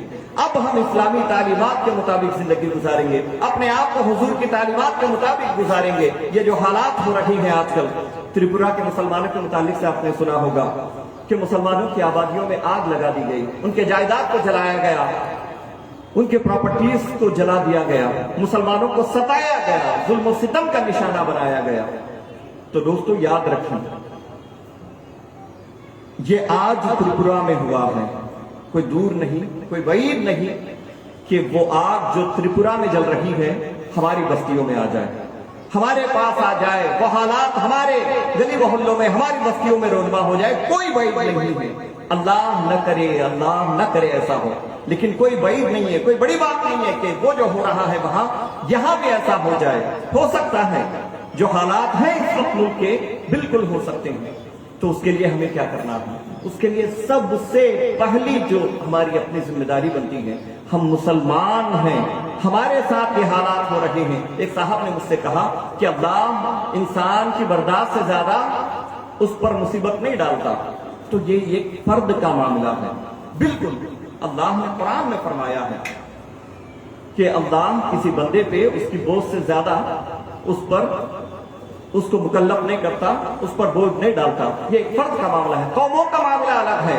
कौमों का मामला ये है, जब तक वो अपनी सुधार नहीं करते उस वक्त तक अल्लाह उनके लिए कोई सुधरने, उनके लिए अल्लाह ताला उनकी किस्मत नहीं संवारता। ला इन्नल्लाह ला युगय्यिरु मा बिकौमिन हत्ता युगय्यिरु मा बिअनफुसिहिम। जो लोग खुद अपनी तब्दीली के ख्वाह ना हो, अपनी तब्दीली के ख्वाहिशमंद ना हो, तो अल्लाह भी उनकी तब्दीली नहीं फरमाता। तो कौम मुस्लिम आज बिगड़ रही है, तो इसके लिए जरूरी है कि हम अपने अंदर پر یہ خواہش پیدا کریں، ان حالات کو بدلنا ہے۔ یہ ہمارا ایمان ہے دوستو۔ ایک پتا بھی گرتا ہے تو اللہ کی اجازت کے بغیر نہیں گرتا۔ تو اتنے بڑے حالات، اتنے ظلم و ستم کے واقعات کہاں سے رونما ہو رہے ہیں؟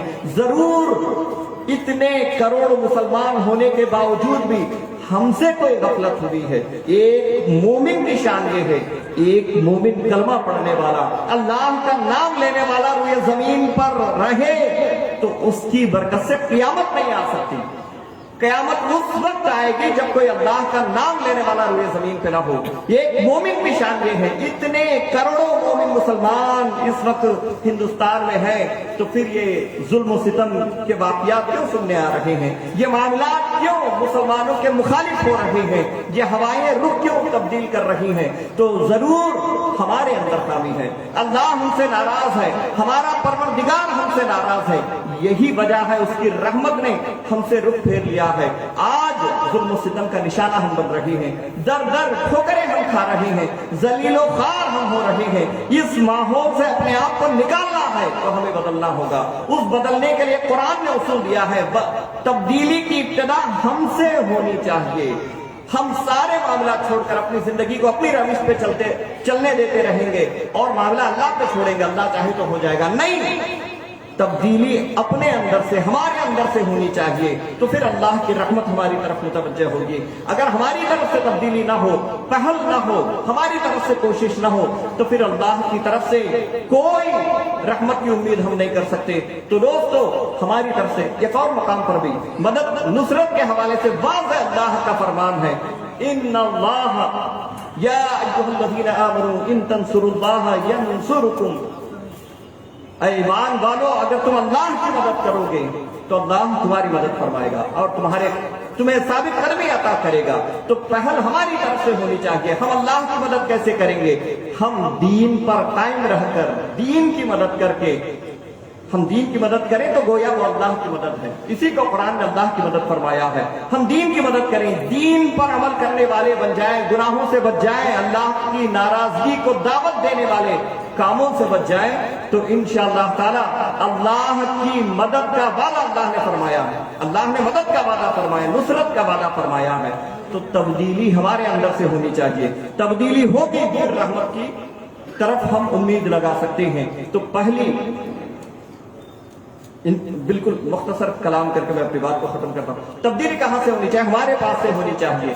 اس کے لیے سب سے پہلے ضروری ہے کہ ہم اپنے ایمان کی حفاظت کے لیے فکر مند ہوں، اپنے ایمان کو بچانے کے لیے فکر مند ہو۔ آج کل جو لڑکیاں سوشل میڈیا پہ وائرل ہو رہی ہیں کہ لڑکیاں غیر مسلموں کے ساتھ جا رہی ہیں، ہماری مسلم بچیاں غیر مسلموں کے ساتھ شادی کرنے کے لیے تیار ہیں، تو یہ حالات کیوں ہو رہے ہیں؟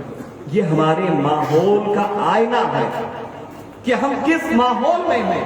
ہم نے موقع ملا تو کبھی مسجد پہنچ کر 2 رکعت نماز پڑھ لی، کبھی جمعہ میں پہنچ کر نماز پڑھ لی، عید کا موقع آیا اہتمام کے ساتھ پہنچ کے نماز پڑھ لیے، بس ہمارا دین یہی تک ہے۔ رمضان آیا تو صدقہ و خیرات کر لیے، موقع رہا تو روزہ رکھ لیا ورنہ نہیں، یہی ہمارا دین رہ گیا۔ اس سے ہٹ کے ہماری عملی زندگی میں دین کا کوئی اثر رہا ہی نہیں۔ اگر اثر ہوتا تو مجھے بتاؤ، جو لڑکی جا رہی ہے، جو لڑکیاں اب تک جا چکی ہیں، ان کو آپ ایک 20-30 لاکھ پیسہ دے کر ان سے کہو کہ یہ پیسہ گٹر میں پھینک دو، اس کو پھاڑ کے پھینک دو، اس کو جلا دو۔ آپ ایک 50 تولہ سونا دو، اس سے کہو کہ آپ اس کو غارت کر دو، لیکن وہ لڑکی ایسا نہیں کرے گی۔ کیوں؟ پلٹ کر پوچھیں اس سے، اس کو معلوم ہے مال کی اہمیت کیا ہے، سونے کی اہمیت کیا ہے، دولت کی اہمیت کیا ہے، معلوم ہے۔ وہ لڑکی کبھی اس مال کو ضائع نہیں کرے گی۔ تو جس ماحول نے اسے مال کی اہمیت سمجھایا ہے، دولت کی اہمیت سمجھائی ہے، سونے کی اہمیت کو بتایا ہے، اس ماحول نے اس کو اتنا بھی نہیں بتایا کہ ایمان کیا ہے۔ یہ ہمارے لیے لمحہ فکر ہے دوستو۔ ہم اپنے ماحول میں رہنے والوں کو اتنا تاثر تک نہیں دے سکے کہ ایمان کی اہمیت کیا ہے۔ جو ایمان دنیا کی تمام دولت سے بڑھ کر ہے، ساری دنیا ایک طرف، ایمان کی دولت ایک طرف، تو اس ایمان کی عظمت کو نہ ہم نے سمجھا ہے، نہ اپنے گھر والوں کو ہم نے سمجھایا ہے، نہ وہ ماحول ہم نے دیا ہے۔ تو یہی ہونا ہے ہمارے ساتھ، پھر اس پہ افسوس کرنے کا کوئی معاملہ نہیں ہے۔ ہم نے خود اپنی زندگیوں کو ایسے بنایا ہے، ہم خود اس کے ذمہ دار ہیں۔ جب تک ہم اس رویے کو نہیں بدلیں گے حالات نہیں سدھرنے والے ہیں۔ اس کے لیے فکر ہمارے اندر پیدا ہونی چاہیے کہ ہم کاروبار کے لیے جتنا فکر مند ہے، جاب کے لیے جتنے فکر مند ہیں، مال کمانے کے لیے، پراپرٹی جمع کرنے کے لیے جتنے فکر مند ہیں، اس سے 1000 گنا زیادہ، اس سے 1,00,000 گنا زیادہ ایمان کی حفاظت کی فکر کرنی چاہیے، ایمان کی حفاظت کی فکر کرنی چاہیے۔ اور اپنے گھر کے ماحول کو اس انداز سے بناؤ کہ ایمان کیا ہے بچوں کو کم سے کم معلوم ہو جائے۔ ہم دینی تعلیم کا مطلب یہ سمجھتے ہیں کسی مول صاحب کو بلا لیے، کسی حافظ صاحب، کسی قاری صاحب کو بلا کر ناظرہ پڑھوا دیے، تجوید پڑھوا دیے تو سمجھتے ہیں دینی تعلیم ہو گئی۔ نہیں، ان کو دین کیا ہے یہ اصل تعلیم ان کو ملنی چاہیے، ایمان کی اہمیت کیا ہے، اسلام کی اہمیت کیا ہے یہ ان کو پتہ ہونا چاہیے، تو پھر آگے کچھ ہو سکتا ہے، ورنہ نہیں۔ تو سب سے پہلی ذمہ داری اپنے ایمان کی حفاظت کرنا ہے، ہمیں خود بھی کرنا ہے، اپنے گھر والوں کو بھی کرانا ہے، ورنہ آخرت میں پوچھ ہوگی۔ اللہ نے واضح انداز میں فرمایا قُوا أَنفُسَكُمْ وَأَهْلِكُمْ نَارًا، اپنے آپ کو جہنم کی آگ سے بچاؤ، اپنے گھر والوں کو جہنم کا ایندھن بننے سے بچاؤ۔ تو دوستو ہمیں ایمان کی فکر کرنی ہوگی، اعمال صالحہ کی طرف کوشش کرنی ہوگی، پہل ہماری طرف سے ہوگی تو پھر اللہ کی رحمت ہماری طرف متوجہ ہوگی۔ یہ میلاد کا پیغام سمجھ کر یہاں سے لے جائیں کہ کوشش ہماری طرف سے شروع ہوگی انشاءاللہ۔ کل تک جو ہمارے حالات تھے صبح سے انشاءاللہ وہ معاملات نہیں ہوں گے۔ ہر کوئی اپنے آپ کو بہتر جانتا ہے، کسی کے اندر کوئی کمی ہوگی، کسی کے اندر کوئی خامی ہوگی، کون کہاں دینی معاملے میں کمزور ہے وہ دیکھیں، اور کل سے اس کی جو صبح ہوگی وہ تہیا کر لے کے انشاءاللہ ہماری زندگی ایسے نہیں ہوگی۔ آج اگر ہم نہیں سدھرے پھر ان حالات کو کوئی نہیں روک سکتا۔ دعا کریں اللہ سے کہ پروردگار ہم پہ رحمت کا معاملہ فرمائیں، اور یہ جو حالات اس وقت ملک کے ہیں یہ حالات ہمارے حق میں ہو جائیں، اللہ کی مدد اور نصرت ہمارے لیے شامل حال رہے۔ آمین بجاہ سید المرسلین وآخر دعوانا الحمدللہ رب العالمین۔ السلام علیکم ورحمۃ اللہ وبرکاتہ۔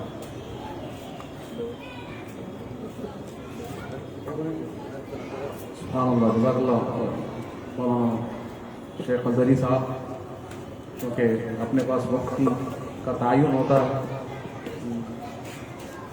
نہیں کر سکے انشاءاللہ پھر کبھی جلسے کو اختتام کی طرف پہنچاتے ہوئے صلاۃ و سلام کے لیے کھڑے ہو جائیں۔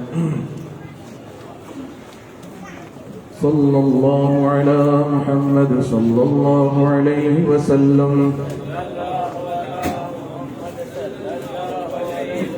صلی اللہ علی محمد صلی اللہ علیہ وسلم،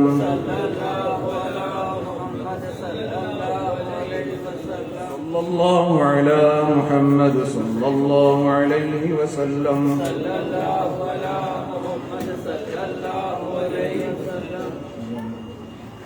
یا نبی سلام علیکہ، یا رسول سلام علیکہ، یا حبیب سلام علیکہ، صلوات اللہ علیکہ، یا نبی سلام علیکہ، یا رسول سلام علیکہ، یا حبیب سلام علیکہ۔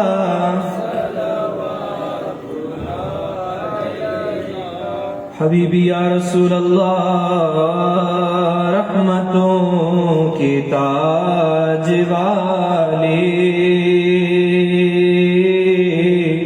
دو جہاں کے راج والے، عرش کی معراج والے، عرش کی معراج والے، عاصیوں کی لاج والے، یا نبی سلام علیکہ، یا رسول سلام علیکہ، یا حبیب سلام علیکہ، صلوات حبیبی یا رسول اللہ، پھر زمانے میں چار جانب نگاہ یکتا آقا تمہیں کو دیکھا حسین دیکھے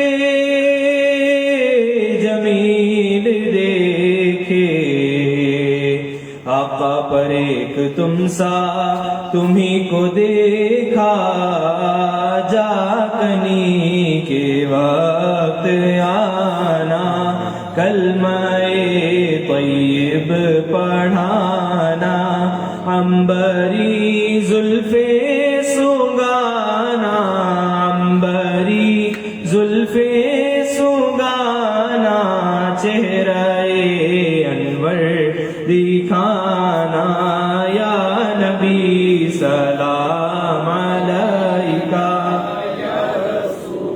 سلام علیکہ یا حبیب سلام علیکہ صلوات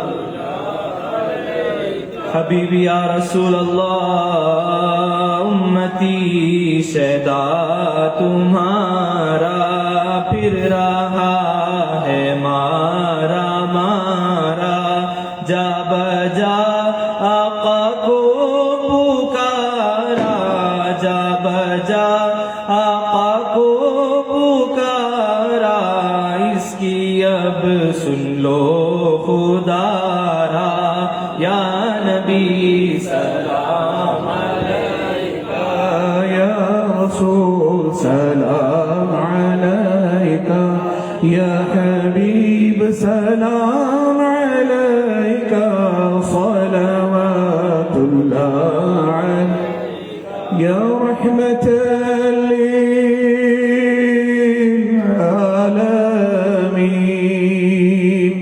أنت شفيع المذنبين أكرم لنا يوم الهازي فضلا وجودا والكرم الفاتحة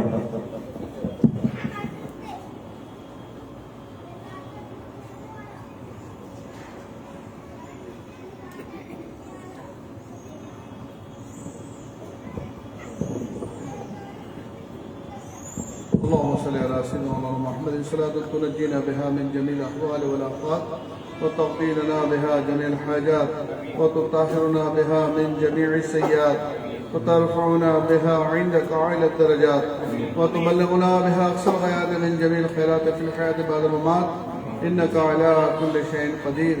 ربنا آتنا في الدنيا حسنة وفي الآخرة حسنة وقنا عذاب النار. يا دائم الفضل على البرية يا باسط اليدين بالعطية يا صاحب المواهب السمية يا دافع البلاء والبلية وصل على محمد وعلى آله البررة النقية واغفر لنا بالعشاء والعشية. ربنا توفنا مسلمين والحقنا بالصالحين وصل على جميع الأنبياء والمرسلين وعلى كل ملائكة المقربين وسلم تسليما كثيرا كثيرا برحمتك يا ارحم الراحمين یا الہ العالمین. ہم نے جو بھی سنا ہے میرے مولا اس پر عمل کرنے کی توفیق عطا فرما. جن مقررین حضرات نے بیان فرمایا ان کے مراتب بلند فرما. اور جو اس مجلس کے بانی ہیں اور جن حضرات نے اس مجلس کے انعقاد میں حصہ لیا ہے میرے مولا سب کے گھروں میں برکت عطا فرما. سب کے جائز دل مقاصد میں کامیابی عطا فرما. ایمان کی سلامتی عطا فرما. صراط المستقیم پر چلنے کی توفیق عطا فرما. حضور صلی اللہ علیہ وسلم کی محبت عطا فرما. ان کی سنتوں کے مطابق زندگی گزارنے کی توفیق عطا فرما. تمام اولیاء اللہ کا فیضان عطا فرما. یا العالمین جن حضرات نے حضور کی نماز کی نسبت سے دعاؤں کے لیے کہا ہے میرے مولا سب کی دعائیں قبول فرما لے. میرے یا العالمین جو بچیاں اور بچے شادی کے لائق ہیں ان کے اچھے رشتے عطا فرما. ہمارے جو بچے تعلیم حاصل کر رہے ہیں ان کو اچھے مستقبل عطا فرما. ان کو ماں باپ کا سہارا بننے کی توفیق عطا فرما. ہماری عورتوں ماؤں بہنوں کو نیک اور صالح بننے کی توفیق عطا فرما. ان کو نیک ہدایت عطا فرما. ایمان کی سلامتی عطا فرما. یا العالمین اپنا فضل فرما کرم فرما رحم فرما. فضل فرما کرم فرما رحم فرما.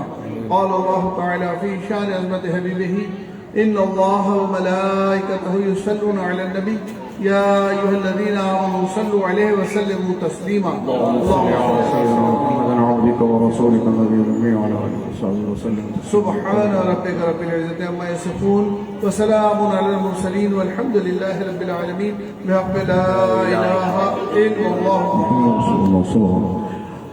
آپ تمام کا